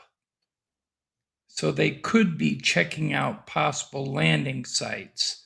They may not land in the Sea of Tranquility like they allegedly did with the Apollo missions. They may land elsewhere, perhaps on the backside of the moon, because I know there's some interest from NASA to find out what's on the backside. right, right. Well, I don't know because like if I think about it, like unless there is I don't know, a massive reason not to land, I would usually go and try to land to find, more things from the moon soil, like to bring here specimens from the moon. So if they are not landing, what the hell are we doing? I don't like. I guess there are a lot of tests that we can do anyway, that we need, Right. that are important, but we are missing like the soil part, you know? I don't know. Maybe they can go up there and find the old lander, prove to us all that they actually landed on the moon. Right. Yeah, why not? Because if the lander is the lander should still be there if it wasn't moved or destroyed by something. Or maybe they are just trying to make a bound or a connection or a bridge between the moon and Mars. So they don't That's need what I to heard. land.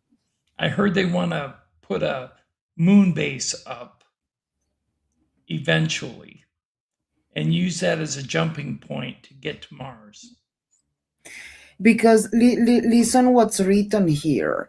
The Artemis program has the goal of establishing a sustainable human presence at the moon and Right, using the resources found there to enable humanity's future exploration of Mars and other even more distant destinations.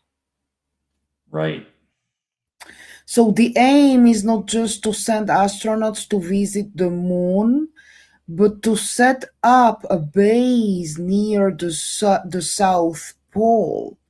This will right, involve mining the region for water ice, which can be used for life support and processed into rocket fuel.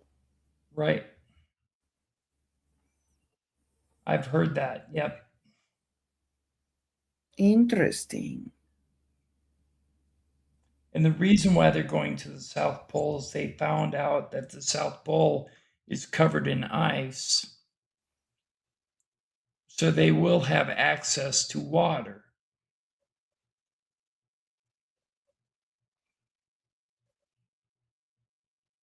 Danny, yeah, I've seen the movie Species. And bringing back soil may not work out for them. Well, if that's the case, then we'll know when they come back.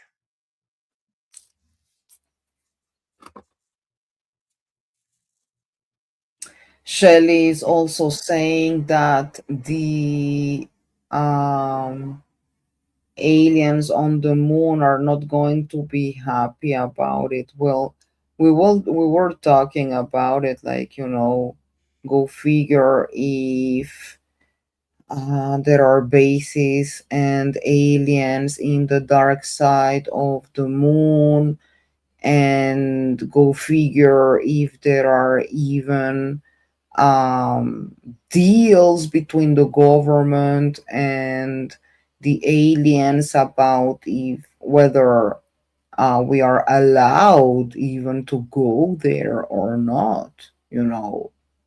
Have you heard about that I thing? have to be honest with you. I think we need to establish first whether there really are aliens on the moon. And if there are, and if the comment made on a back channel by one of the astronauts during the Apollo missions that said, "Sir, they're sitting on the edge of the crater and they're huge and they're watching us." If that was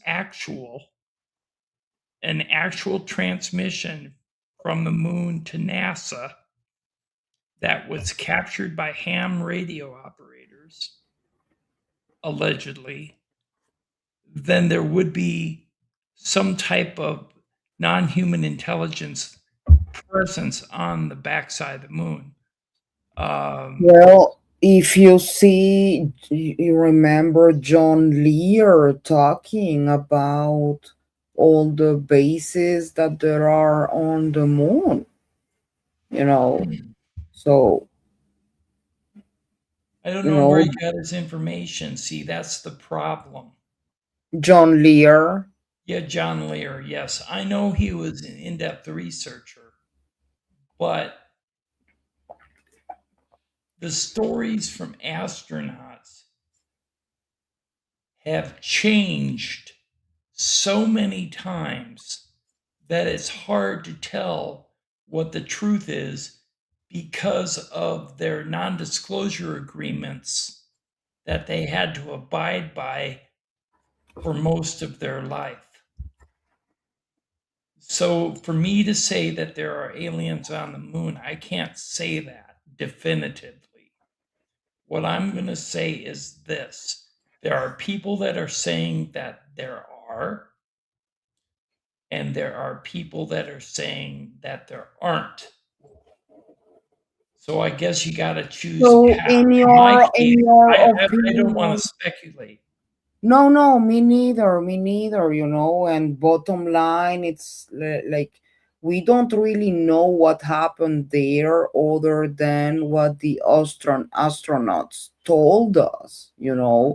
Now, the thing is that when you look at their body language, when they talked about it back then, even the woman astronaut that fainted in the press conference, like you can see the stress in their bodies. Right. Kind of what they saw was so incomprehensible and huge that their brains even here could not deal This is with what Artemis Launch happened. Control. We So are something currently Right. happened 8 there. hours and 58 minutes Right. and The counting other from thing I the was going to opening say of today's launch was window for the Artemis um, 2 mission. That launch there window opens was at a comment 6:24 made p.m. Eastern Time later by an today. astronaut Teams do have a 2-hour launch window in which they can who try to was launch. on So if you board don't the launch right at orbiter, 6:24 p.m., not the that is lander, okay. the orbiter, You're looking at a live view of when our it Artemis first launch team. approached the They are in the moon the process of first time. loading liquid If this propellant is on allegedly board the fact, SLS, or the Space and I say Launch allegedly System because rocket. it hasn't been We're currently definitively in the process proven. of loading liquid But the hydrogen fact and liquid is, oxygen on the from what core I stage of the understand, the SLS rocket. orbiter, when it approached the Now, the moon, core stage is the the first stage of that astronauts rocket. could You see can see there on your screen, structures it is the orange all section over in the moon's between the surface. two solid rocket boosters. Right. And that's That's actually why a great they view of had our to rocket at Launch Pad insert 39B. I mean, you can the see it is a footage beautiful created by day. We have Stanley some puffy Kubrick, white clouds, the blue famous skies, director all in all, of very Right. film, favorable weather. In fact, our to launch weather officers, they've even block predicted out an 80% chance the of images go of for our structures. launch window this evening. So when the moon landing occurred on TV, no one saw the structures. They were blocked out from humanity. We couldn't see them. They Now, were there at the covered up. bottom of the rocket are our 4 RS-25 engines. Right. Each If that's engines are fact, roughly the size of a then you're right. compact car. There is something there, The solid rocket and that boosters, would those Well, make are the the you job pure know, there white correct. rocket and boosters, even and when you on either say side of the core there stage, was each something booster is there, taller than the Statue of Liberty, well, and they also hold the I entire I weight cannot of the rocket. even maybe it was human made. Like I don't like, I don't know Now, what is fully going fueled, on in the SLS moon, weighs if it's alien 5.74 related or not. million But pounds. something happened in the moon when they were there, and their behavior and body And again, you can languages see on kind your of screen, you says might it see all. some gas that's So being it's very vented off interesting to underneath see the rocket and the mobile launcher. The mobile what launcher are is they that really gray hiding shaped here. structure You know, Right. that is connected either to the rocket. It's technology essentially or what is our providing technology, all of the their power, technology, the are there propellant, bases coolant, on the moon? everything, all the access And points to keep the again, rocket the and the spacecraft alive consequences and functioning uh, and running for until it for is for ready for launch. humanity, Now, you that know. gas that you're seeing being vented off, it doesn't mean we're getting ready to lift off anytime soon. It's just that natural boil off that is coming from the propellant that is being fed to the rocket as it naturally warms up over time. So, totally normal. We expect to see it. You'll probably expect to see it some more as we Kelly actually says, transition my and personal continue with our belief from my propellant loading procedures experience is and move forward only into the upper our stage, which is company that is second leaving it stage up on to top us, of the core but they stage, are tired of also known as waiting. the interim cryogenic propulsion stage. When we also start loading propellant Is on that board in that second reference to stage, you might NASA? also see some gas also starting to vent off at that higher level. In fact, you see there on your screen is a nice, better, closer up view of the upper stage and then our Orion spacecraft up on top. Now let's take you to a graphic of where we currently are in our tanking operations. You see there on your screen, on the left-hand side, it will tell you how far we are in our core stage loading operations. We're currently 28% of the way filled in liquid oxygen and about 30% of the way filled for the liquid hydrogen side. Meanwhile, for the interim cryogenic propulsion stage, that upper stage, you see it's all grayed out there because we haven't begun that propellant loading operations. I'll report out once that is underway. But for right now, we're just focusing on the core stage. Now, in the meantime, while the launch team is right now starting to fuel the rocket and that propellant loading is underway, our astronauts are getting ready to wake up and start their day.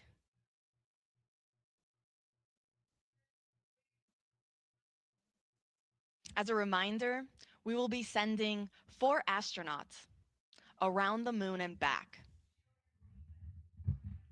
Commander Reed Wiseman, pilot Victor Glover, and mission specialists Christina Cook and Jeremy Hansen will go on a 10-day mission around the moon. Artemis 2 is a test flight where we are going to test the life support systems with our flight crew on board. This is NASA's first crewed Artemis mission, and it will pave the way for our future Artemis missions for when we land humans back on the lunar surface.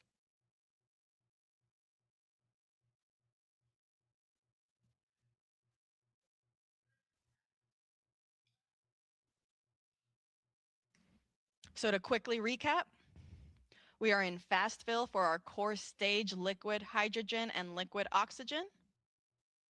and I'll report out once our upper stage propellant loading operations are underway.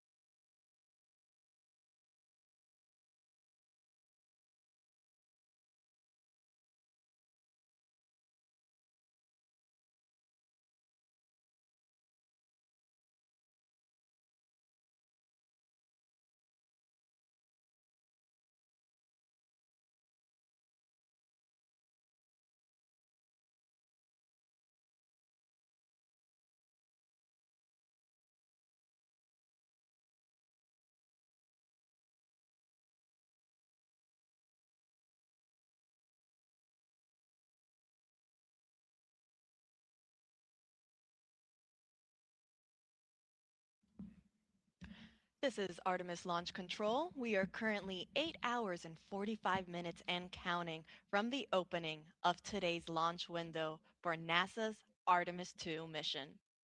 Now that launch window opens at 6:24 p.m. Eastern Time, and teams do have a 2-hour launch window, which means that they can try launching within those 2 hours if they are unable to hit it right at the start at 6:24. Now, the Artemis launch team is currently loading super cold or cryogenic liquid propellant onto the SLS or Space Launch System rocket. We're currently in our fast fill operations for the core stage liquid hydrogen and liquid oxygen tanks, and the teams just reported that they are also now starting their chill down operations for the liquid hydrogen tank on the upper stage, or that second stage of the SLS rocket. You can see a great view of it there on your screen. It sits right up on top of where you have the nose cone shape structure. That's orange. Up on top there is a portion of that upper stage, also known as the interim cryogenic propulsion stage. And then, if you're curious, the nose cone structure shape, that is called also the launch vehicle stage adapter. It is a part of the rocket, and it is enclosing also a portion of the interim cryogenic propulsion stage. This is done for protection, so you don't see the engine that's underneath that second stage, but it is underneath there, hidden behind the launch vehicle stage adapter. So again, we are now starting our chill down for the liquid hydrogen on our upper stage. Following that, we will then transition into fast fill for liquid hydrogen on the upper stage. Meanwhile, on the core stage, that is the first stage of the rocket, fast fill is already underway. There's a great profile shot. So right underneath that nose cone shape is then that cylinder orange structure. That is the core stage. It is one of the tallest first stages of a rocket that NASA has ever used for any mission. It's roughly 212 feet tall. In fact, in total, the SLS rocket and Orion spacecraft sit at roughly 322 feet tall.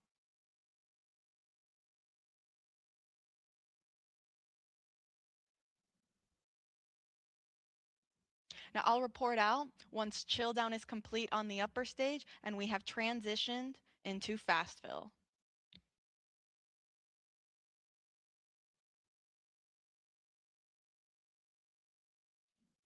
As a quick recap, Artemis 2 is scheduled to launch no earlier than 6:24 p.m. Eastern Time this evening. Teams do have a 2-hour launch window. And this mission will be sending 4 astronauts around the moon and back.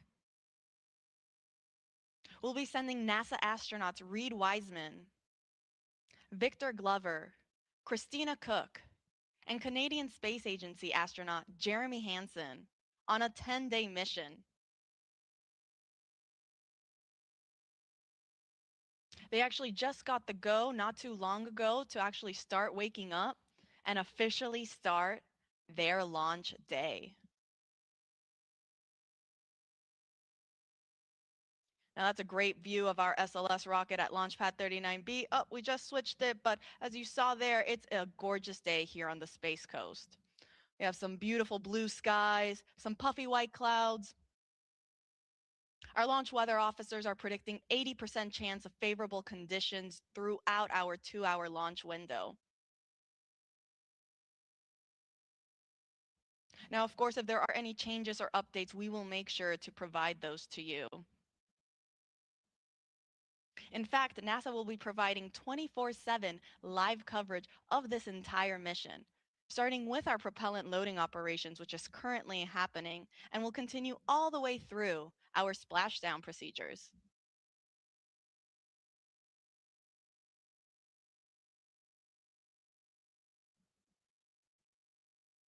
You can see there on your screen how to watch.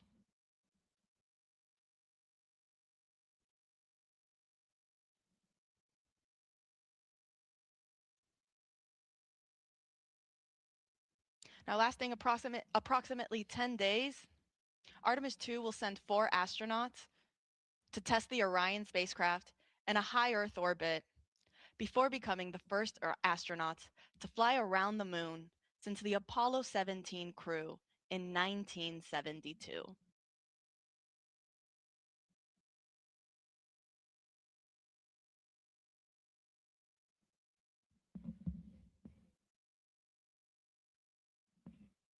Again, we are in fast fill for core stage liquid hydrogen and liquid oxygen, and we are in chill down for the liquid hydrogen tank on our upper stage or interim cryogenic propulsion stage.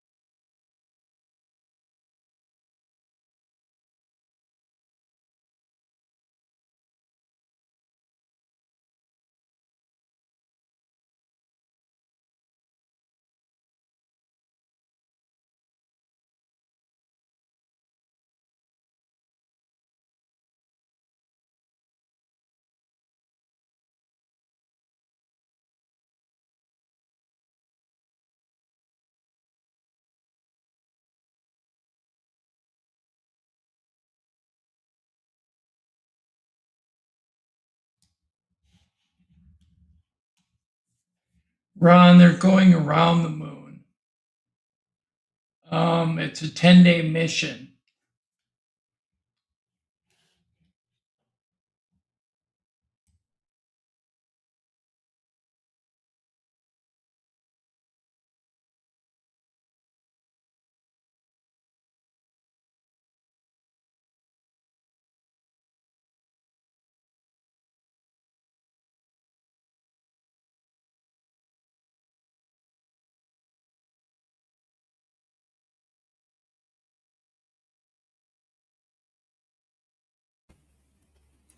I found another article that says during a Tuesday news conference ahead of the launch, NASA's launch weather officer Mark Berger said the weather conditions for Artemis 2's launch looked favorable and that the risk for any extreme is completely low.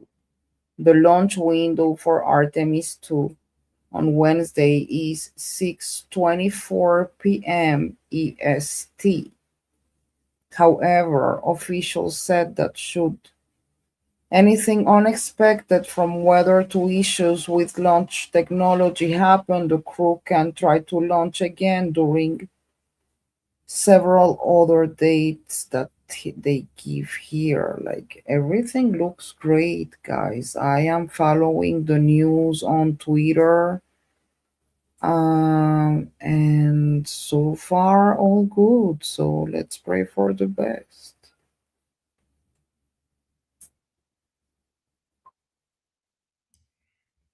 Yes, the lady that was talking on camera just a little while ago stated that they had an 80% favorability of launch today at 6:24 Eastern Daylight Time, which would be 5:24 Central Time, 4:24 Mountain Time, and 3:24 in the afternoon Pacific Time. If you need to adjust your time zones based on US time zones, please do so, and hopefully you can participate.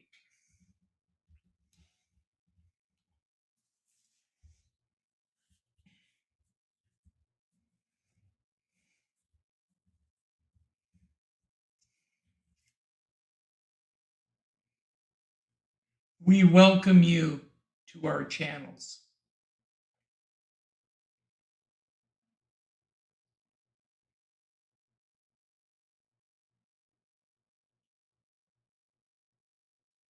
Good morning, Bud. How you doing?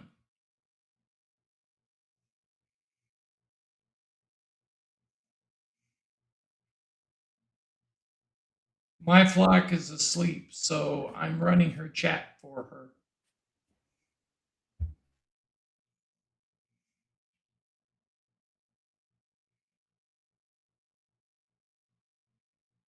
But Polly is here.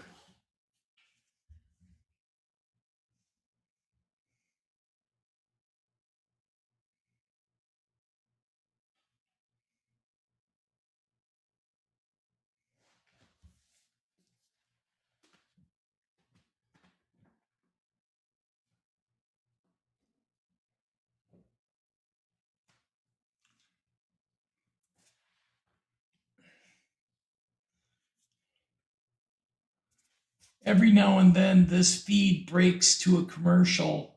Hopefully, I can eliminate those commercials. Otherwise, we'll just have to wait until the commercial disappears for the feed to come back on.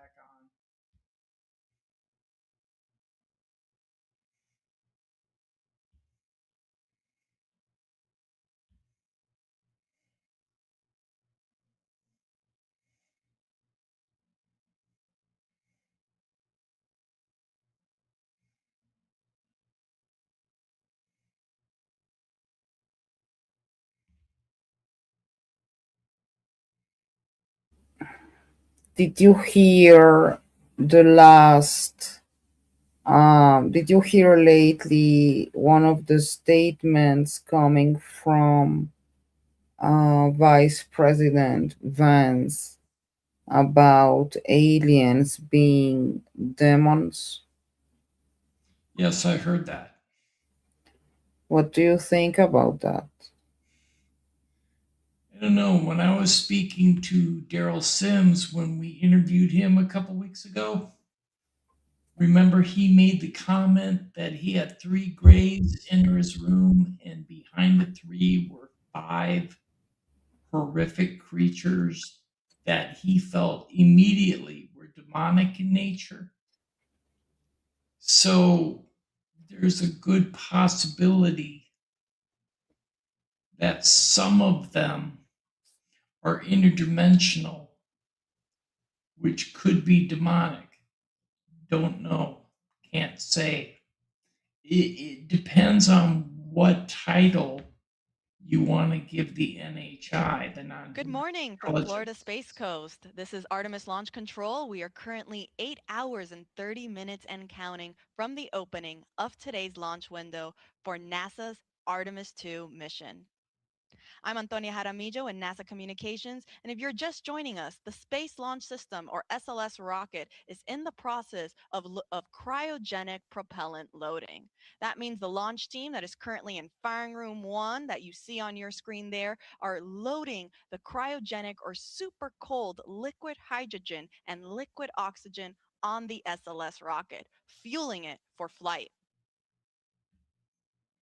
Now, the team just reported that we have now started our fast fill operations on the liquid hydrogen tank on our upper stage of the SLS rocket. That is also called the interim cryogenic propulsion stage. It is the second stage of our SLS rocket. You have a great view of it there on your screen. Up at the top, if you see, you have the Orion spacecraft. Underneath there will be then actually the smallest section of the SLS rocket known as the Orion stage adapter. And then shortly underneath that is our interim cryogenic propulsion stage. Now, teams are now starting the fast fill operations for liquid hydrogen. Now, fast fill, as the name suggests, means that teams are just loading this propellant at a faster rate. Now, following the liquid hydrogen operations on the upper stage, teams will then also work on their propellant loading operations for the liquid oxygen tank that is also in there. In total, the SLS rocket has 4 tanks: 2 liquid hydrogen and 2 liquid oxygen, one of each on each stage. So you have there our upper stage, or the interim cryogenic propulsion stage, and then underneath sits the core stage. That is the first stage and the main stage of the SLS rocket. It is the orange segment that you see there on your screen in between the 2 solid rocket boosters. We are also in our fast fill operations for both liquid hydrogen and liquid oxygen on the core stage. So fueling is well underway, and everything is looking good so far for our 2-hour launch window that opens at 6:24 p.m. Eastern Time this evening. Now, Artemis 2 is scheduled to lift off from Launch Complex 39B. That's what you see there on your screen. That's where SLS is currently situated. And it is a gorgeous day here on the Space Coast. We have some beautiful white puffy clouds and some clear blue skies. We're looking at 80% chance of favorable weather conditions. And our astronauts that are getting ready to launch on this historic mission are now starting their day. They woke up not too long ago and will pretty soon go through all of the checkouts and steps that are needed before they're ready to get on their rocket. There's a picture of them on your screen there. From left to right, we have the pilot, Victor Glover. Then you have our mission specialist, Jeremy Hansen, and right next to him is our other mission specialist, Christina Cook. Next to her is then our commander, Reed Wiseman. These 4 astronauts will go on a 10-day mission around the moon and back on board the Orion spacecraft.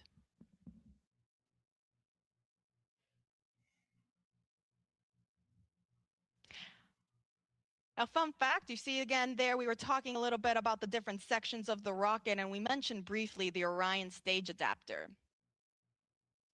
Now, the Orion stage adapter is the last section of the SLS rocket. It's what sits in between the interim cryogenic propulsion stage and the Orion spacecraft. And it's also what houses our secondary payloads, or these shoebox-sized CubeSats, that will be providing and conducting scientific experiments. They'll be deployed shortly after separation from the upper stage and the spacecraft, and they will go to their specific destination in space to conduct scientific data. Now, inside the Orion stage adapter, fun fact, our astronauts, so Reed Wiseman, Victor Glover, Christina Cook, and Jeremy Hansen, they actually got the opportunity to sign the interior of the OSA, or that Orion stage adapter. So their names are on that rocket.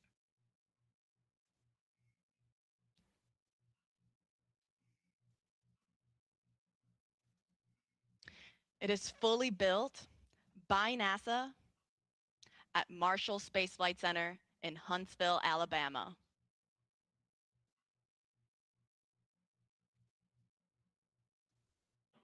Now, going back to the upper stage, that interim cryogenic propulsion Paid stage, for it by holds the roughly lowest bidder. 24,000 gallons of liquid propellant. The liquid hydrogen tank is approximately 17,000 gallons, and the liquid oxygen is a roughly 6,000 gallons.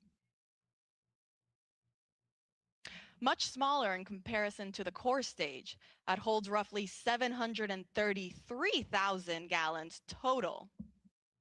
You have a 537,000 gallons of liquid hydrogen on the core stage tank, and then roughly 197,000 or 196,000 on the liquid oxygen tank. Fully fueled, SLS weighs about 5.74 million pounds of thrust. And now all these four tanks, the one on the upper stage and the one on the core stage, they feed, all those Hi, tanks Sarah. feed into the engines at liftoff. I got So like the core no stage audio here, man. four RS-25 engines that you What see do at you the mean, bottom no of your audio? screen there. Hey, And each Sarah, tank, good meanwhile, will feed morning. its one Good RL-10. morning. Actually How are you enclosed doing, my by the large girl? elliptical stage adapter. I'm That is up. the nose cone That's how I'm shaped doing. engine on your screen there. It is Like, actually a no way, you high guys are heat up RL-10 doing Which stuff. is engine. already good, you This say. is done on purpose to protect Yeah, I the got the upper birds in here stage. still. Sorry.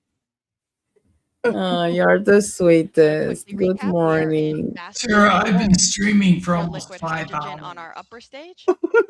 Yeah. We have not Good started morning. our propellant loading Yeah, good operations on the morning. liquid oxygen tank yet. I'll report out Team once has that been operation is doing a underway. great job. The truth is that we've been talking And on about the core many stage, meanwhile, we are things, still in our like fast fill operations for the both tanks, for difference both liquid between hydrogen and liquid this oxygen. moon launch and the last one many years ago. We talked about the fact that this time they don't land, but they kind of go around the moon, and then they will come back. Everything looks great, the weather too. And then the last question I made to Tim was about one statement that the vice president made lately on his opinion about the aliens and them being demons. So Tim was talking about the last interview that we had with Daryl Sims and the fact that he also mentioned it, right? Yeah. All right. So yeah, that's the update. I don't know. I think we should be very careful about calling the aliens demons, just because we should be very careful about where that statement comes from.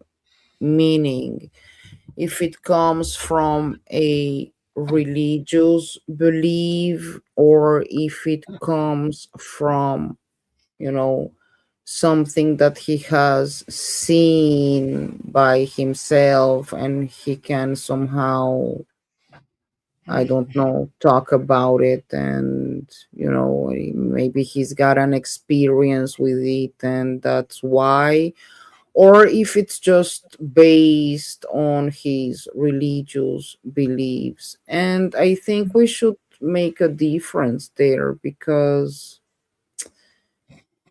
we are talking, as Tim said, about multidimensional beings. Um, Maybe, there is no bad without good and not good without bad. um Yeah. Maybe there are some of them that don't have our empathy and don't behave like us. Sometimes I feel like it's kind of we pretend from a shark to behave like a dog, and it's kind of impossible because it's not the shark's nature, right? To be an empath, but just to go and eat the prey.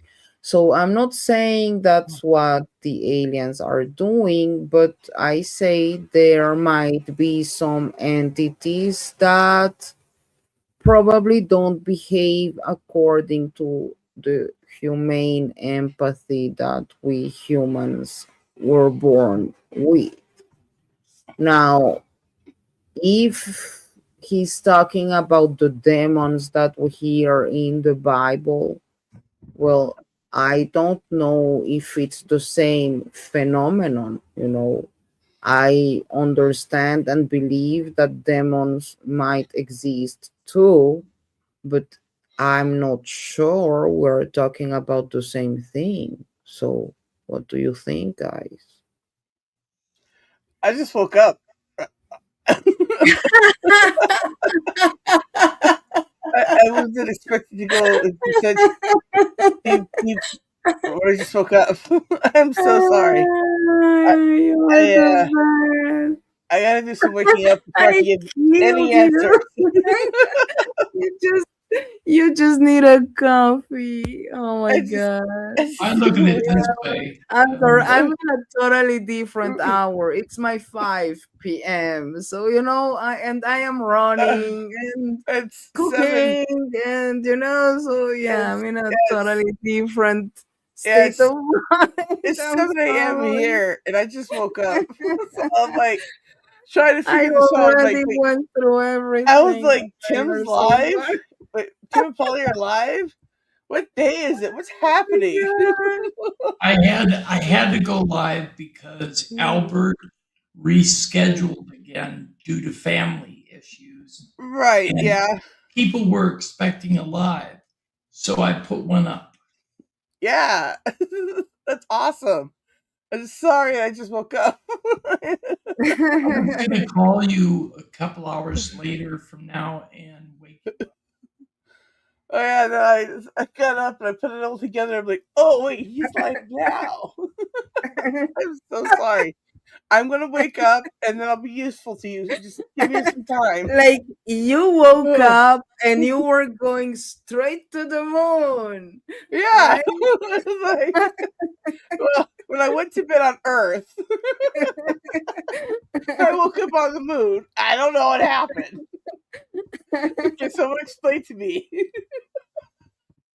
Oh my Alright. god, you are so funny. Yeah. Like, I got the birds in here and everything. I'm like, I gotta figure this out. I gotta go play detective. And I was like, grab control to Major Tom. Where are we? Alright, well this is awesome. So Yeah, we this is are on the good. moon, babe. Almost there, almost there. All right. Just So make as a coffee, grab your popcorn, and we have about 6 hours to lunch. oh What do you boy. need? Today's gonna be a great day. I love it. All right. Anyways, good Make morning, your everyone. backpack. We're almost leaving. Yeah, good morning, everyone. Sarah, NASA. Sarah, All right. Yeah. I'm streaming on your channel too. Yes, yes. That's how I figured out you were still live. I was so confused. Like, what's happening? All right. So kind of you woke up and you saw yourself live while you were sleeping. Yeah, So yeah. It's kind of the happened most before. paranormal experience Yeah, I'm ever. like, wow. Even That in my was sleep, I'm running streams. I'm super amazing. paranormal. Oh, I'm live. I was sleeping. Oh my god, I'm live.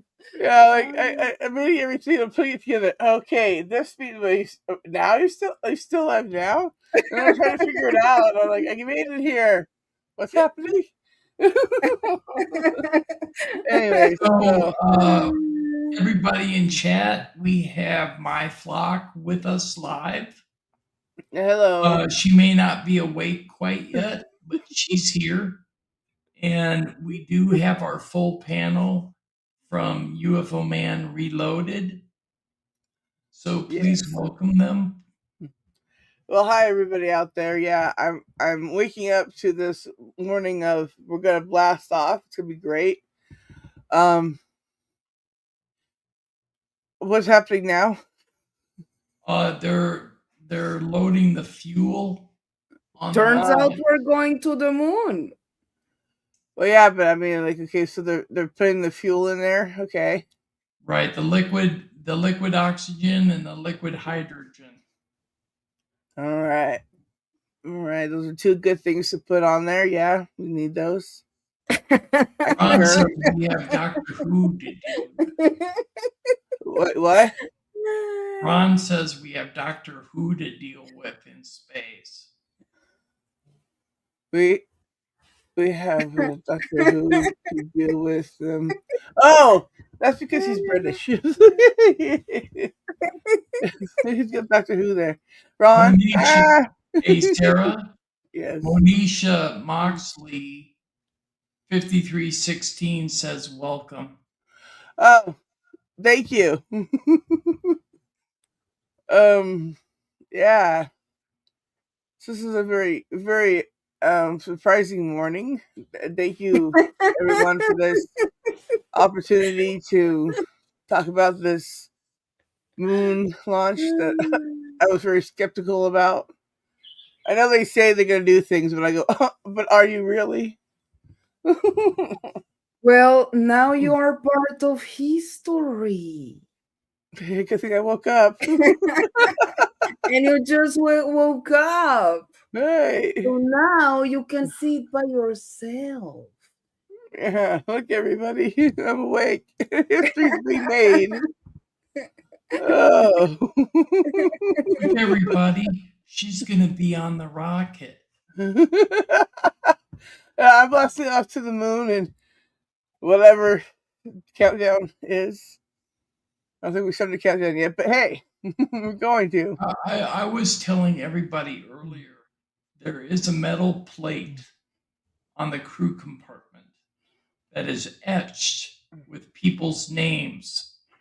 2 years ago, NASA was trying to drum up support for the Artemis mission to the moon. So how they did that was offering people to have their names etched on a plate that would be attached to the Artemis rocket.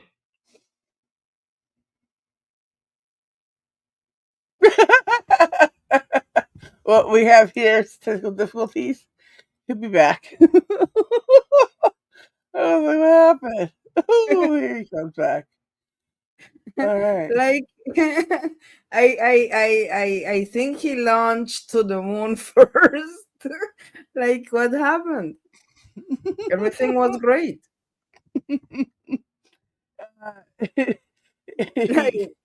He'll be back in just a minute. Anyway, so yeah, that's the moon, everybody.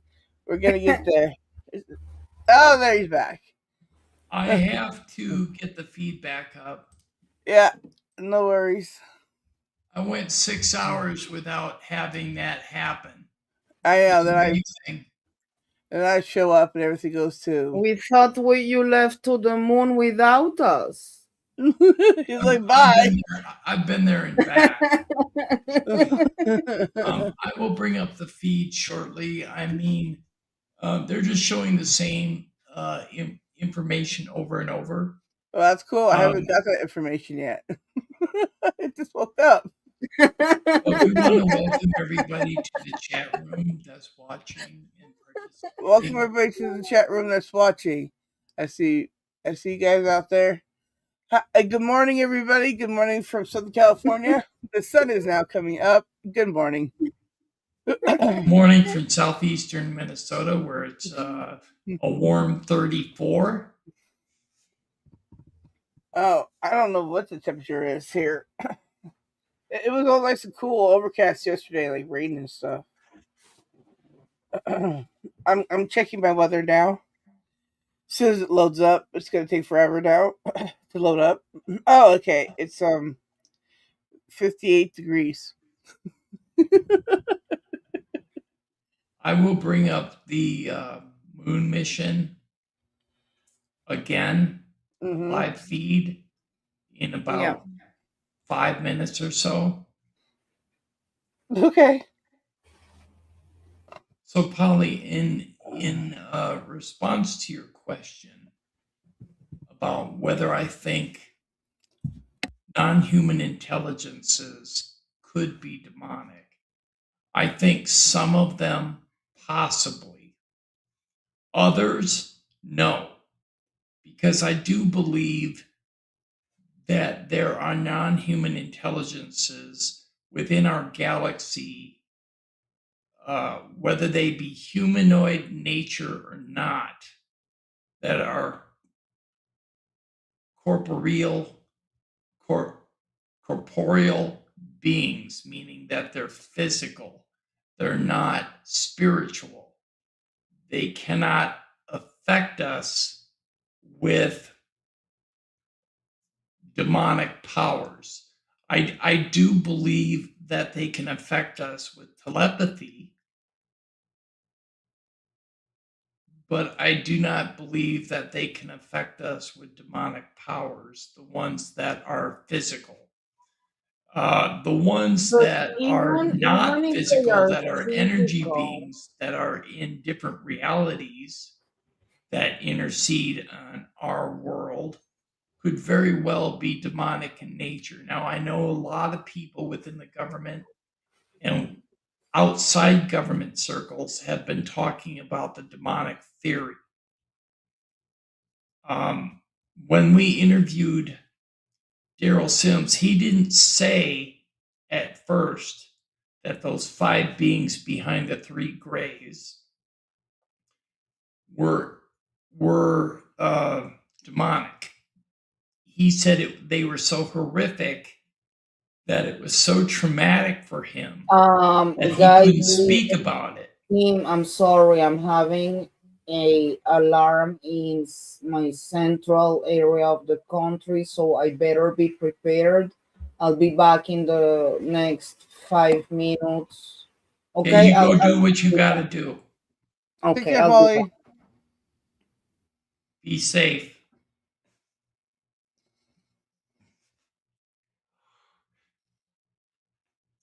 Polly has to run, guys, because she's in Jerusalem and they're being attacked.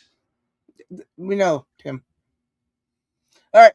So, good morning, everybody who's just joining us now. I'm just joining us too. We're talking about the moon launching and stuff. I'm really trying to wake up. I swear to you, I am. The reason why we're all avatars instead of showing our visual face is because none of us are really awake yet. Right? I mean, I've been up all night streaming. I went to sleep. I actually slept. I sleep sometimes, guys. It's crazy, I know. I decided that UFO Man Reloaded needed to record.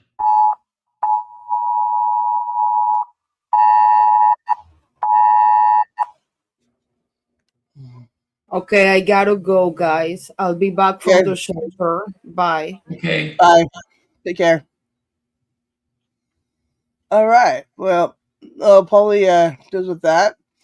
We can get back to bring up the thing there, Tim. I like to. I will bring it up shortly. Here, I gotta go to my other computer screen and grab it. Alrighty. Anyway, so yeah, like I really am trying to wake up. Oh, excuse me. Holy moly. All right. Yeah, so today's what, April 1st? but we also have supporting teams across the country that Today are is April tuning into 1st. this countdown. No, it's not. April Fools. Yeah. One of Well, yeah, it is. the Artemis mission management What team. just happened? They recently just got here on console. They have a separate section and room. If you actually look, it's to the right-hand side of our launch director and assistant launch director, Charlie Blackwell Thompson and Jeremy Graber, respectively. Over there on the right-hand side, where you kind of see that glass enclosure structure, in there is where our Artemis mission management team will sit for the duration of today's countdown. Now, they just recently arrived on console. And apart from the mission management team, we also have the mission control team at NASA's Johnson Space Center in Houston Sarah, the and launch the for you SLS will be at Engineering and Support 3:24 Center at p.m. NASA's Marshall Space Flight Center. Oh, right. And this doesn't include the other several contractor locations that are also around the country For me, it'll be supporting this launch and 5:24, this mission. so it'll be after supper. Okay.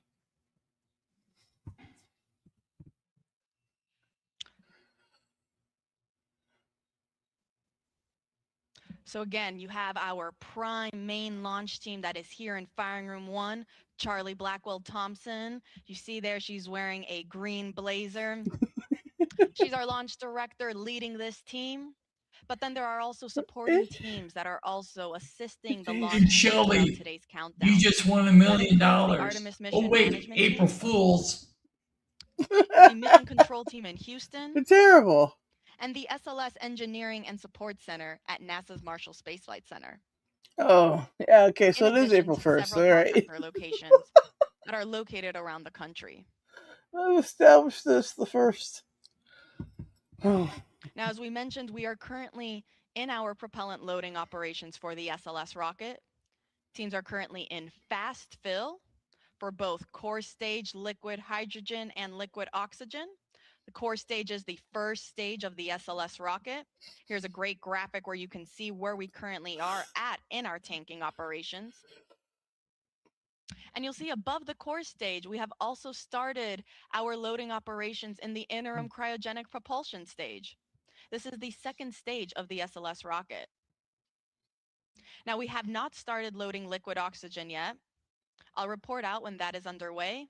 But in the meantime, we are good with we are in the process of loading liquid oxygen and liquid hydrogen on the core stage and liquid hydrogen on the upper stage.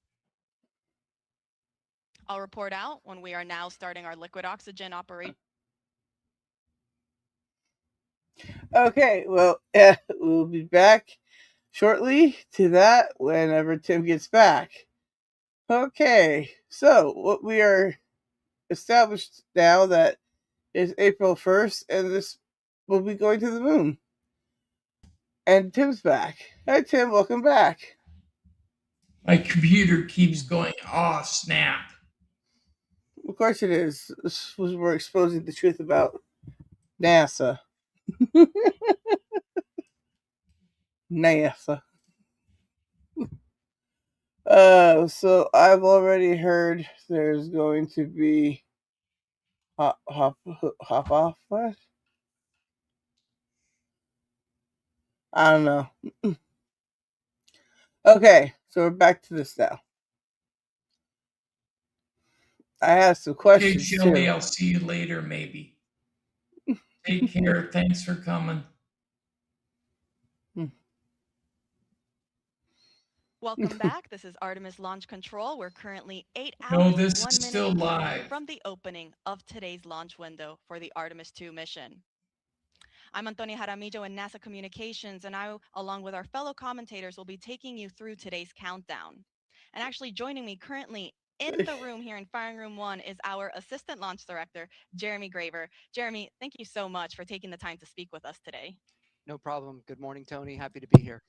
You know, Jeremy, I think we recently heard the call out that our flight crew, our astronauts, they just got their wake up call. Can you run us through kind of what the rest of the day now looks like for them? Absolutely. Yeah. They were woken up just a little while ago.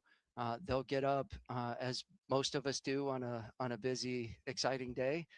get up, they'll get their breakfast, they'll kind of get into the groove of the day. They'll go through multiple meetings and discussions just to understand where we are. In a little while, the launch director and our flight director will provide a weather briefing for the flight crew to talk about all of the weather potentials that could play into today's launch opportunity. Once that's complete, they will then start getting suited up, and they'll head to the suit room, start doing all their preparations from a suit up perspective. As that's completed, they'll be checking with us to make sure that we're ready for them to come to the pad, and then they'll be on their way, headed out to the pad in the Astrovan, ready to get out to Launchpad 39B, get up on top of the mobile launcher onto the 274-foot level, go across the crew access arm into the White Room, and enter the Orion spacecraft. So we're really excited for those events later today. It is. It's a very busy and exciting day, like you mentioned. I hope they got some good rest and didn't, wake up a bunch of times throughout the night. I know I certainly did, but just because of pure excitement, like you mentioned. Now let's shift focus back on the rocket. Sarah, How's put that propellant link loading up going? Everything in is it. going very well right now. As I stepped off console to come in here, What? the core stage LH2 tank was That about link that you put 95% up, put it up loaded. and link The upper in it. stage is probably about halfway and moving That? towards their completion for LH2. No, The That's what I liquid just oxygen dropped. side of the core stage is in fast fill one you as always well, have me and pin at the top. proceeding well. And we will be getting into the upper stage Oh, I LO2 could drop that on my loading end. in a little while. So all things moving per schedule, and Yeah, do that. working towards that plan for the day.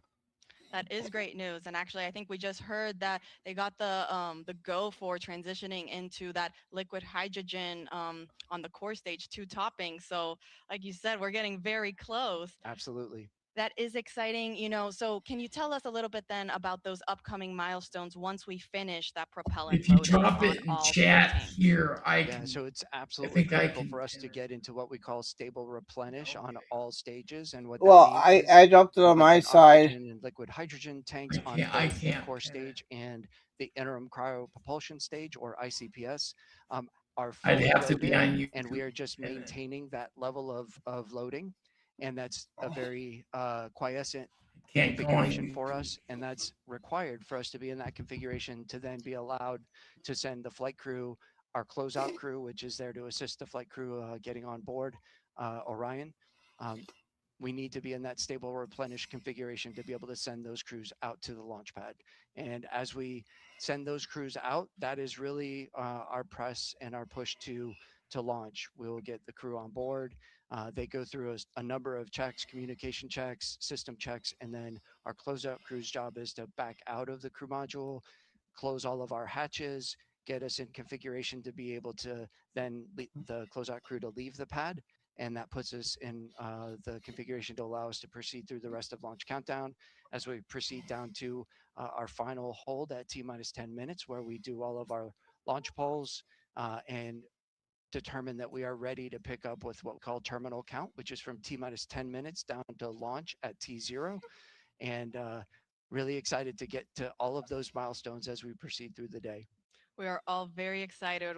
We're rooting for you guys, watching along. And as you mentioned, the reason to get to all stages replenished first is because that's the point we're at the safest configuration to send people back to the launch pad. Correct? That is absolutely correct. It is a very stable configuration. Configuration. It's a safe configuration that we require to ensure that It's like we're ready to send configuration. those crews out to the Like, Jeremy Graver, thank you so much for taking the time to speak with us today. We're rooting for you. He's a Wishing you the best scientist. of He's luck, and gonna we'll let you talk get back like on that. console. Excellent. Thank you, Tony. Appreciate it. Go nobody Artemis. talks like that, Tim. Go Artemis. Poor writing. do. All right, and so just to quickly recap, we are now in our topping phase for liquid hydrogen on the core That guy stage. even We are talks still like in that. fast fill on the liquid oxygen side for the core stage, and also fast fill for the upper stage liquid Configuration. hydrogen tank. I'll report back once we have entered our topping phase for liquid oxygen on the core stage.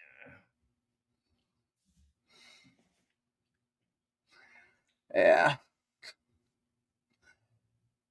That looks like some type of drug facts. And this is how it looks under a microscope. I don't know. That's how much fuel has been put on already. Liquid oxygen only 64%.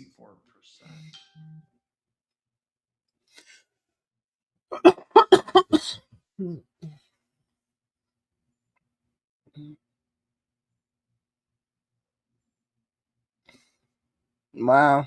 If I disappear again, I will come right back and bring up the feed again. Okay. My computer is unstable at times, Mm-hmm.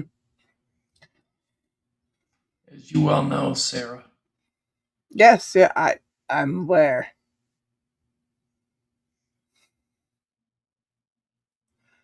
I was amazed that I went 6 hours without having a problem.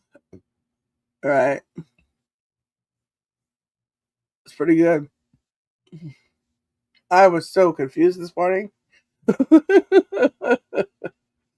Why you Oh wake yeah. up and you find out you're live?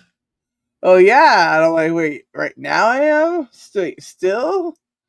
Oh. Okay. What I gotta go do? What was not what I expected?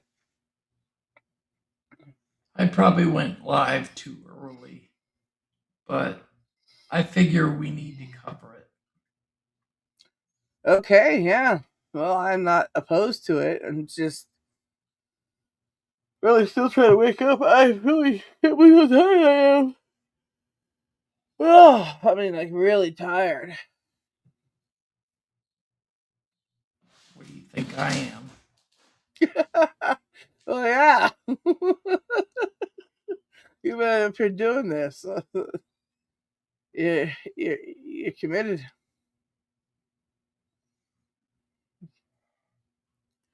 My eyes are watering still. Oh my gosh.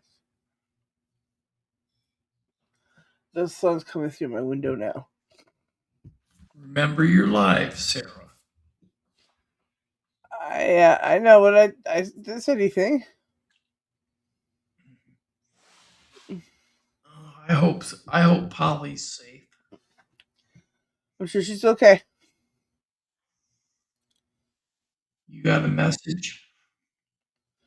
Well, no, but you know, the fact that she's still connected is a good sign, right? She just left her computer connected and she ran. Right, but it's still connected, so it's still a good sign.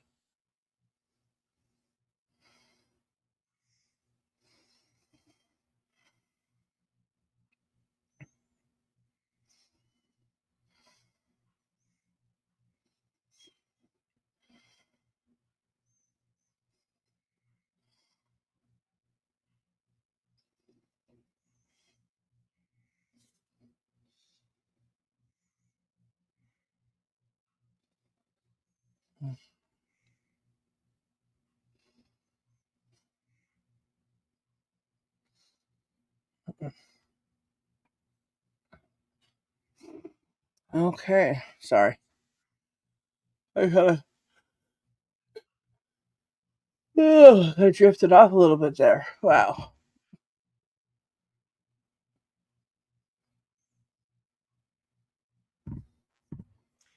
Don't drift off, Sarah. We need to be awake so we can talk I'm to trying. anybody in the chat.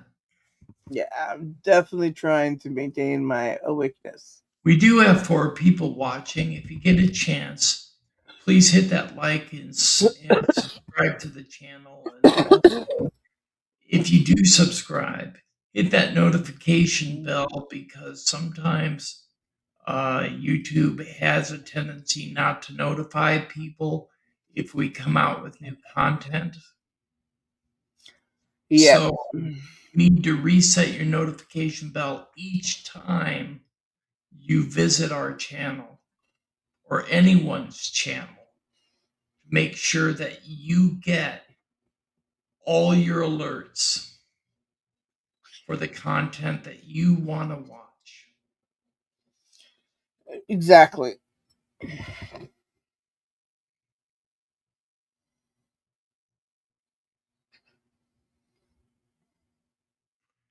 A Originally, we were scheduled to have a guest on this evening at 9 p.m. Eastern Daylight Time.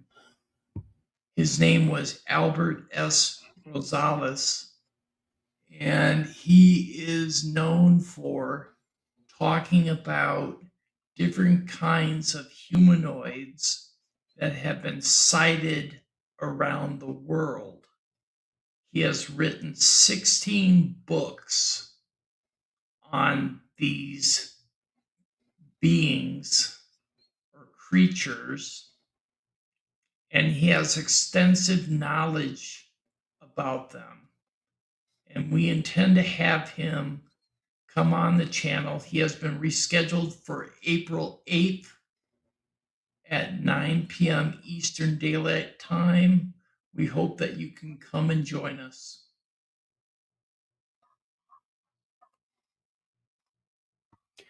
Yeah, that's like a plan. Oh, look at that. We got Nightmare in chat. Hi, Nightmare. How you doing?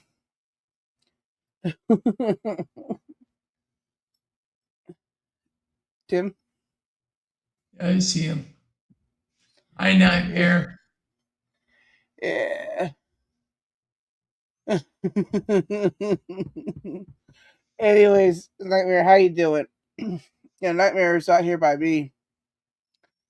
He's been around for a long time. Nightmare, you're Yeah, epic. I've known Nightmare for a while. Yeah. I gave him a wrench. Well. Yeah, he's he's epic. How are you doing, Nightmare? Good to see you. Did you just get up, or have you been up the whole time? Well, we hope you have a good day at work. The work thing. Oh yeah, you have a good day at work there, Nightmare. Whatever it is that you do, you better do it well. All right, good. When you get off work, this thing may have launched by then. I don't know. It's supposed to launch at 6:24 Eastern Daylight Time. So you can expect it to be 5:24 p.m. Central Time, 4:24 Mountain, or 3:24 p.m.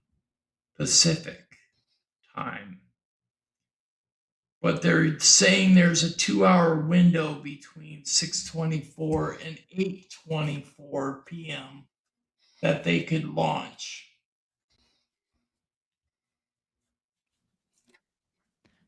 They're also Wow. saying Artemis there's Launch an Control, we are 80% currently chance 7 that hours and it's going to 47 launch minutes and today. counting from the opening of today's launch window for NASA's Artemis Of 2 course, they mission. might say April That Fool's launch Day. window opens at Never know. 6:24 p.m. Eastern Time this evening. Now the teams Right? do have a 2-hour launch window, so that means if we can't launch right at 6:24, that's okay. They still have an additional 2 hours in which they can attempt to launch.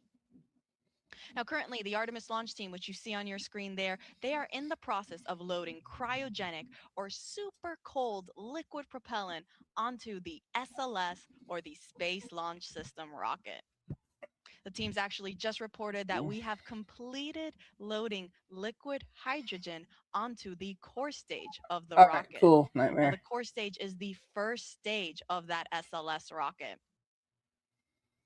There's a great graphic representation of where we currently are in our tanking operations.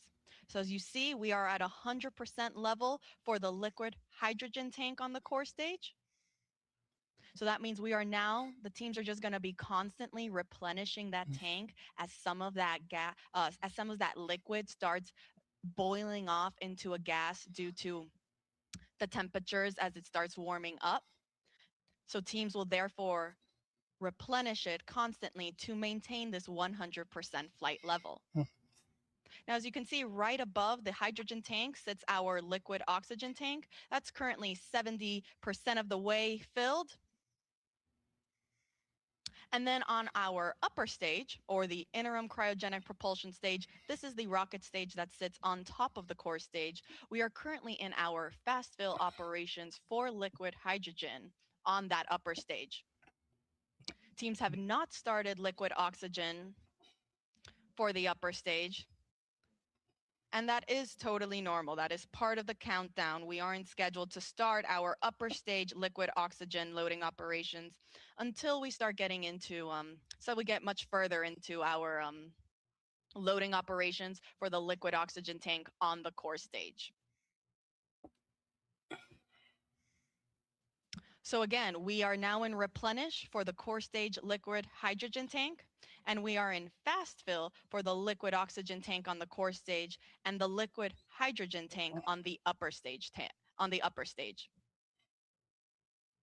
Now, quick recap on how the whole tanking loading process goes. Teams will first start with what is called chill down. So prior to us actually starting to load the super cold propellant onto the rocket, they will first chill down all of the systems and lines. This is done to make sure that it is able to receive these super cold temperatures. In order for hydrogen to be in a liquid state, it needs to be negative 423 degrees Fahrenheit. Wow. Oxygen in a liquid state is negative 297 degrees Fahrenheit. So very, very cold temperatures.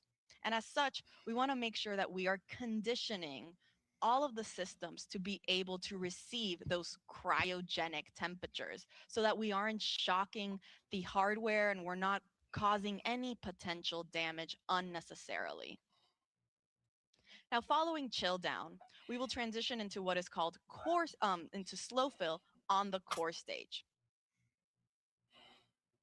Now, slow fill, as the name suggests, refers to slowly starting to feed that propellant onto the rocket. This officially marks the start of our propellant loading.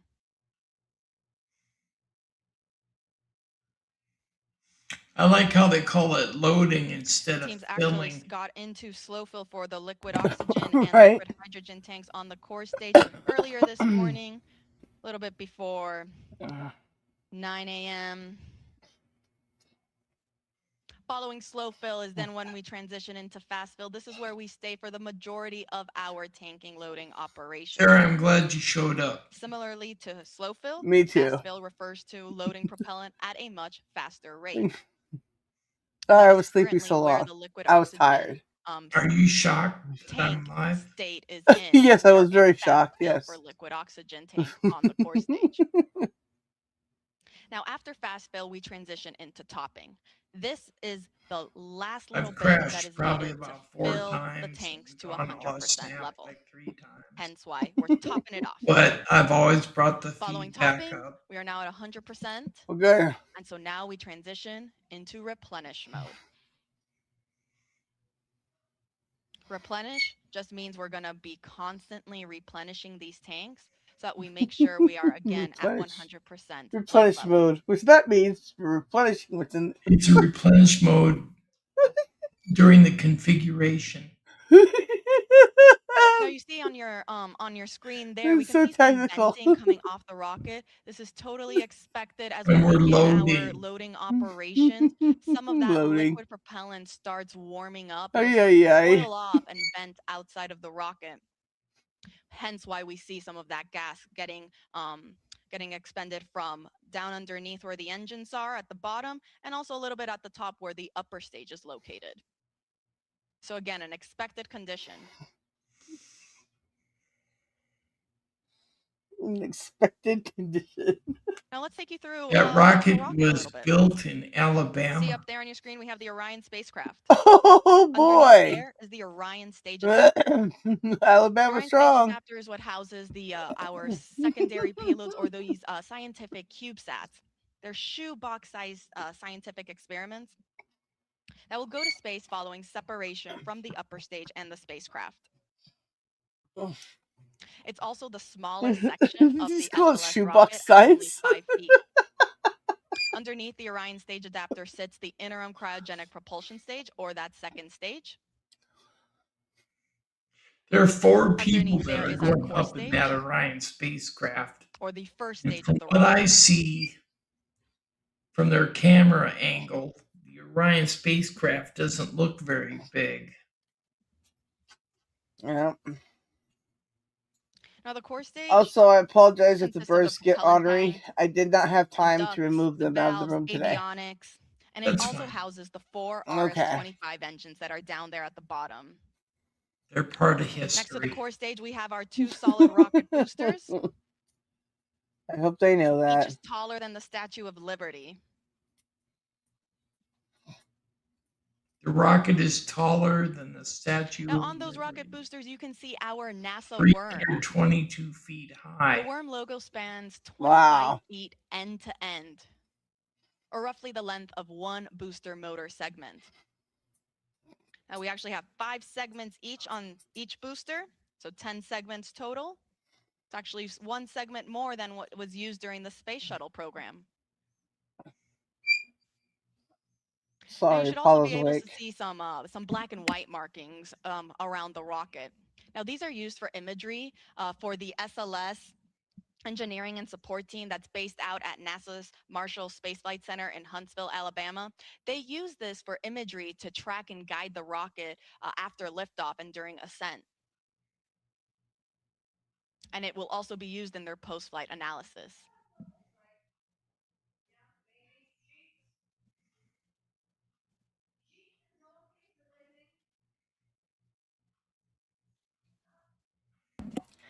Okay, the birds are all awake now. So the birds are awake Now, the now. orange color of the core stage is the thermal protection system, or that spray-on foam insulation. Now, this provides the thermal protection for every part of the rocket. I'm not. And when the foam is applied, it gives the rocket this light yellow color that the sun's ultraviolet rays eventually tan, giving our SLS rocket its famous butterscotch color. Oh. It's famous, is it? What? So again, to quickly recap, we are in replenish mode for the core stage liquid hydrogen tank. We are about 75% of the way filled on our liquid oxygen tank on the core stage. But we're still in fast fill. I'll let you know when we transition into topping for the core stage liquid oxygen tank. And then on the upper stage, teams are also in fast fill for liquid hydrogen. And they have not started the liquid oxygen operations on the upper stage yet. I'll make sure to report out all of these milestones as they're underway.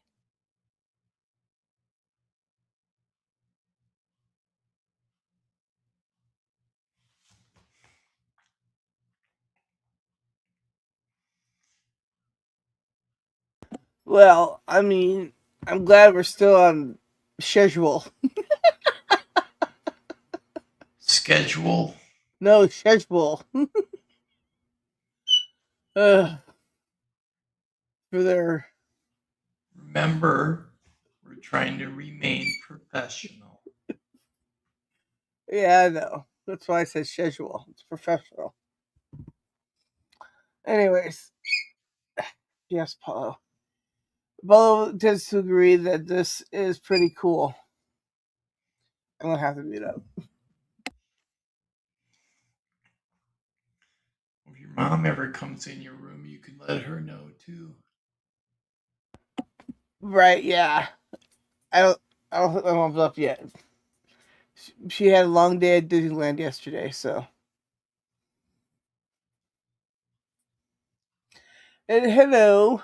Hey, Gustavo, I gotta tell you, Polly currently is I think she's in a bunker because there was an alarm that went off where she lives and she had to run to safety. She'll be back.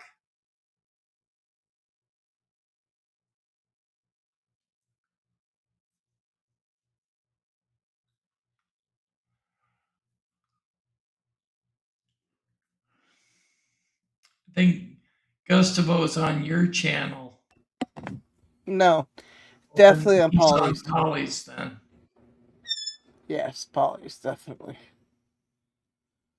Anyways, yeah. So I apologize too. I have the birds. I am so sorry. Hey guys, I'm back. You're back. You're Yay, safe. Polly. Good. How are you doing? I'm back. I'm sorry, Okay, how I are you? needed to run. Hello, everyone in the chat. Gustavo, it's great to see you. Who Yeah, else is here? the birds are awake, Polly. They Hola. say hi. Yeah, so, yeah, I'm back. Anything new from the lunch? They're Hey, still on Nightmare, schedule. great to see you too. And here, Lam too. Great to see you all, guys. Do we have any news on the launch? Everything is still on schedule. Okay. So I got the birds and they're awake now. The cutest. Hello, Gustavo. Yeah, I'm very sorry about the birds. He said Hello. hello, Sarah. Hello.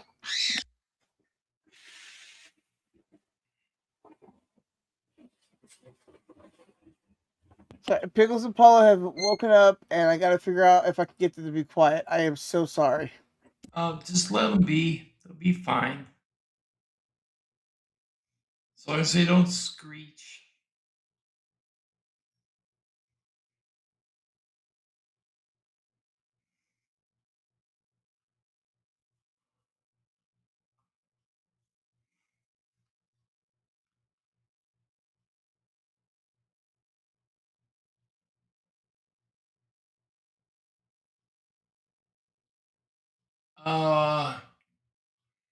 Here I am. I have no idea.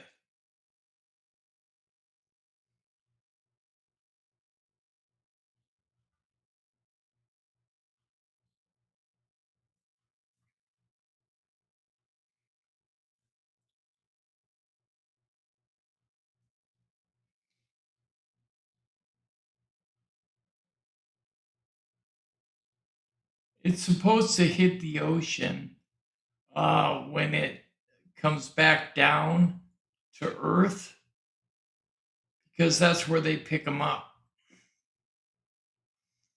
But in regards to blowing up or will it be canceled, so far they say there's an 80% chance of launch today. Don't know if it's going to blow up or not. You know NASA. It might disassemble. Oh no. I I hope not. We don't need to lose another 4 astronauts. Well, we don't need to lose We anybody. already lost 14. Boy. 7 on the first space shuttle that blew up, and 7 on the other one. Doom and gloom. I think that's why they stopped the space shuttles and put them in a museum instead of flew them anymore. I don't know. Oh, birds. In fact, astronauts used to say that when they tried to land the space shuttle, it was like flying a brick.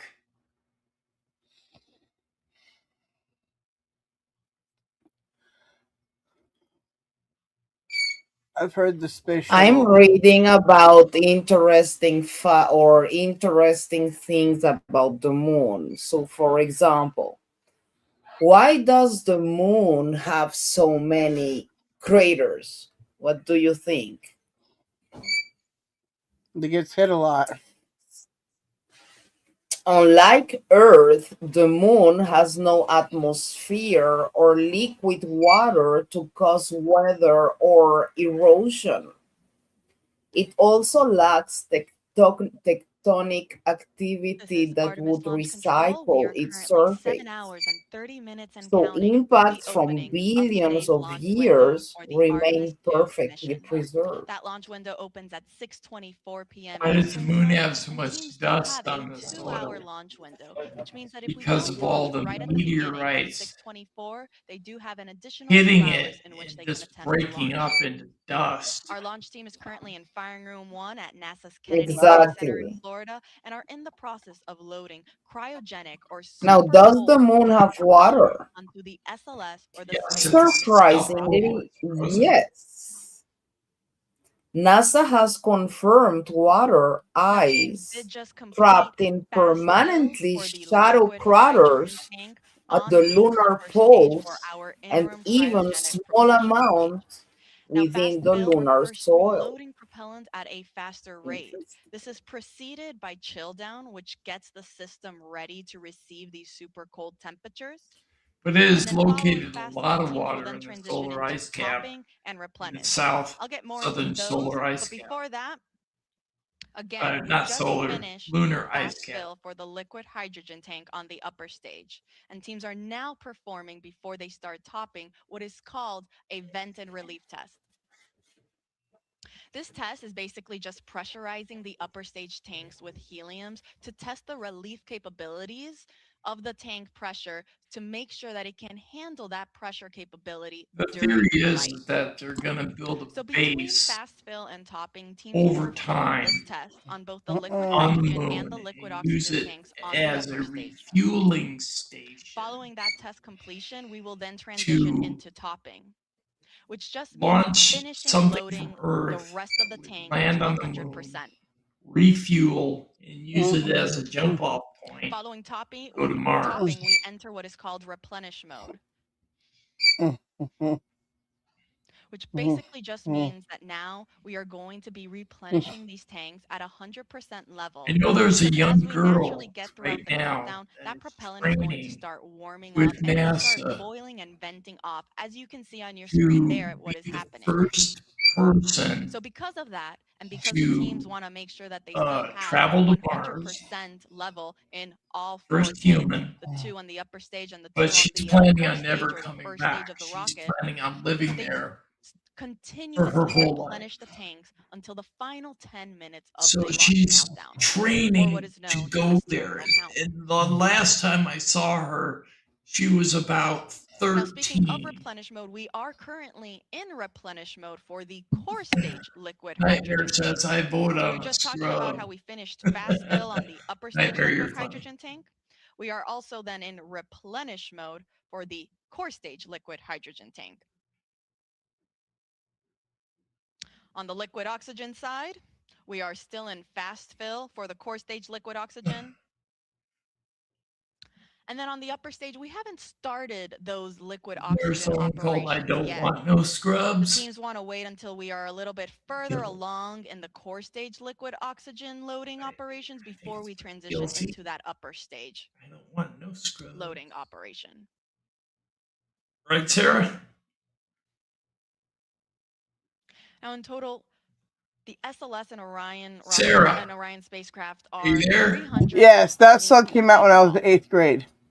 Yeah, that was by At TLC, right? liftoff, Yep, SLS Scrubs, right. 8.8 Well, because Nightmare says I million vote on a pounds scrub, of but I thrust. said we don't want no scrubs. Yeah, Scrubs is the man who can't get no. Yeah, yep. A little bit Yes. more than the TLC. Saturn V rocket that was used during the Apollo missions, which were roughly 7.5 million pounds of thrust to send those astronauts to the Please, moon. if you have the time, hit that like button Yes. and leave any comments you have With our after SLS rocket, though, we you don't end our just have those broadcast later today. fuel tanks that are fueling the rocket, but Hopefully you my also have 2 computer solid won't rocket crash boosters that are before. attached on either It's side. going to be See that on done your screen under right there? 12 hours. Huh? They also help provide Is that this show going to extra be done push under when that's 12 just hours? right at liftoff. I don't know.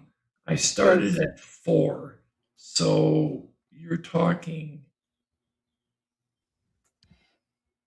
Now, Let's go up a little bit 8 on the hours rocket, till go back to our 12. upper or our second stage, our interim cryogenic propulsion stage. 4 For hours those till that have been 24. following No, us it'll be along since 13 Artemis hours. 1, you might remember that Well, the this interim 13 cryogenic and a propulsion half. stage for Artemis 1 right. provided Well, a this big will push only to send record the 12 Orion hours, spacecraft right? on A its little way to bit the less than moon. 12 hours. So For Artemis 2, however, it's going to be a Well, little then bit I'll longer. have to stop at The some reason for point that is and because start a new stream. Artemis 2 is NASA's first crewed yeah, test flight, meaning we are sending that was my astronauts point. on board this rocket for the first time. And because of that, we are Why going will to it only have the record 12? capability to practice a Because that's bunch just of what different Streamer does. It's systems always and been like tests and that. operations that we couldn't do if it were uncrewed. One of these operations That's is why, what is you know, called the when I had that proximity 20-hour operation stream, none of it got demonstration. saved, right? This involves the upper stage or that interim cryogenic propulsion stage and the Orion I'm spacecraft reading here practicing an proximity article maneuvers from where the NASA, Orion spacecraft will and one practice of the approaching question and getting is, away from the upper what stage would happen in a if high there was Earth no orbit. moon?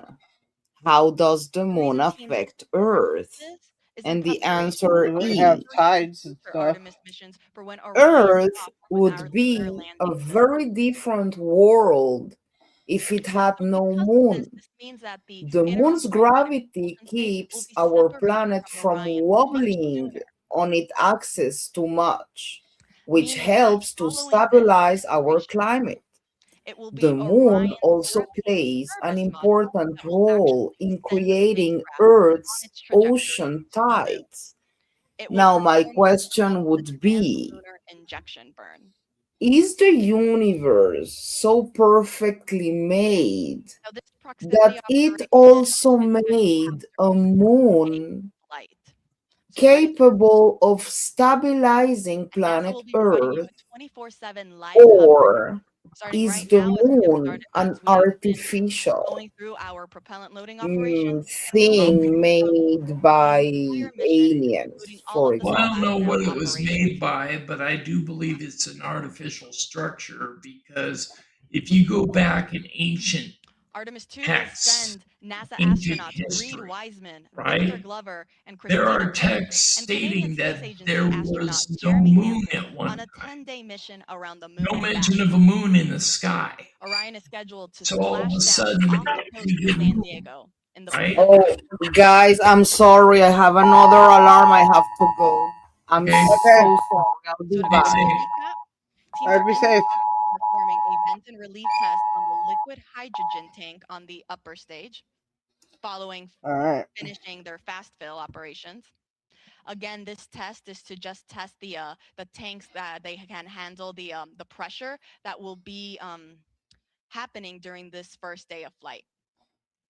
So in regards to the moon Following not this being in test, the we sky at will then one transition point, into our topping phase I on believe the upper that stage it liquid had to have hydrogen been tank, moved here and it'll then transition to by a replenish. civilization that had On the the core stage, meanwhile, we are skill still in set to fast fill do for the liquid that. oxygen tank, Mm-hmm.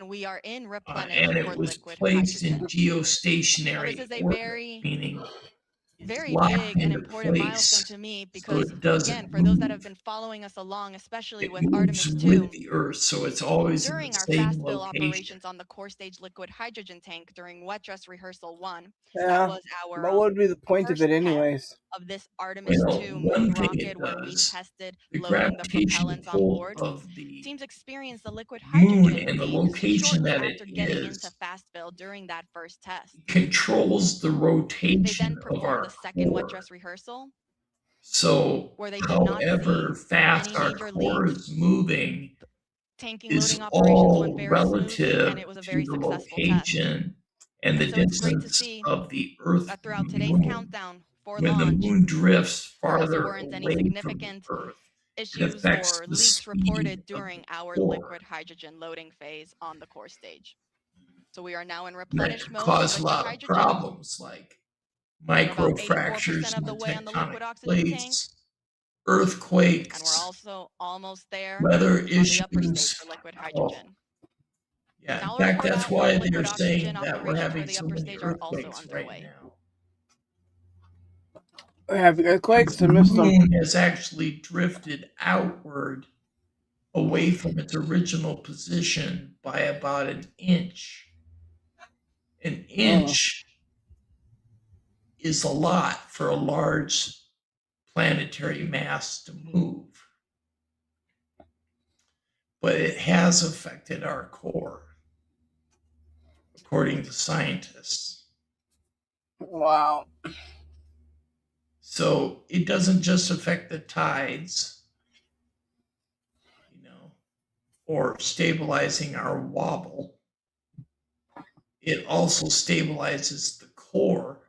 That's why I think it was put here on purpose, to protect the Earth from destroying itself from the inside out.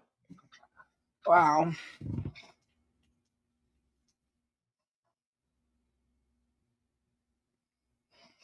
But there's no proof to indicate either way whether it's an artificial structure or not. Now, I do know that at one time we crashed a satellite into the moon, and according to NASA,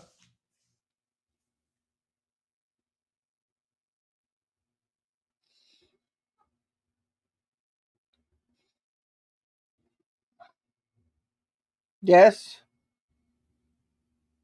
Okay. I think he's about to drop. Okay. Yeah. All right. So we will get him back as soon as we can. All right. We are still covering this gonna launch at some point thing to the moon. So yeah, that's what we're still covering here. You would think I was woke up by now, but really no, I have not.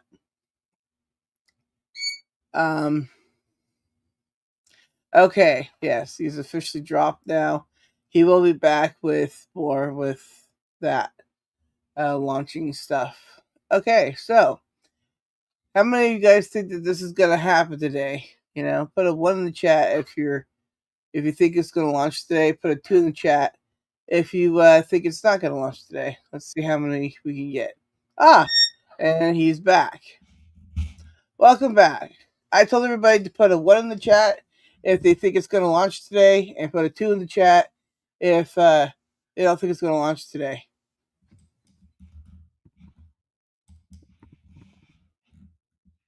Tim.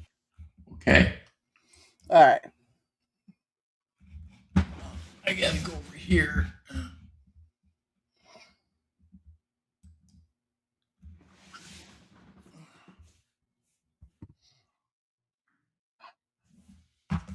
All right, and we are back now live with their feed. Huh? I was just telling everybody we're back live now with their feed. Yeah.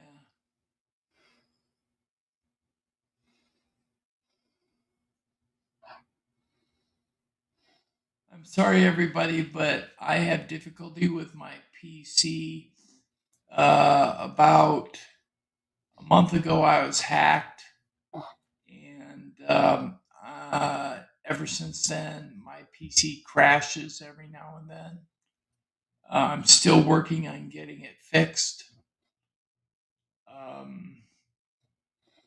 But I will keep bringing back the feed. When I drop out, Sarah will be here while I'm gone, along with Polly. And when I come back, I'll bring the feed back up. Yep.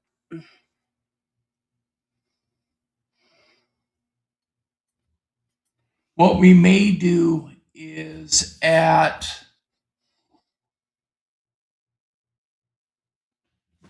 think at 10:15, we're going to go off the live stream and end this live stream.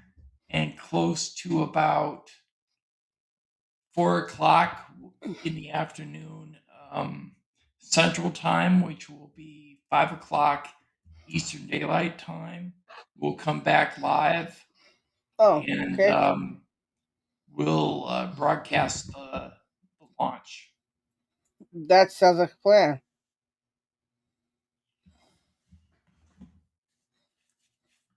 So I want to thank everybody who participated in the chat room and everybody who watched online. But we're going to end the stream now. We want to thank you very much for being here. Hopefully, you'll return this afternoon around 4 o'clock. That's when we plan on going live again, 4 o'clock Central Daylight Time. And we'll all be there, and we'll see you there. Then, okay, bye.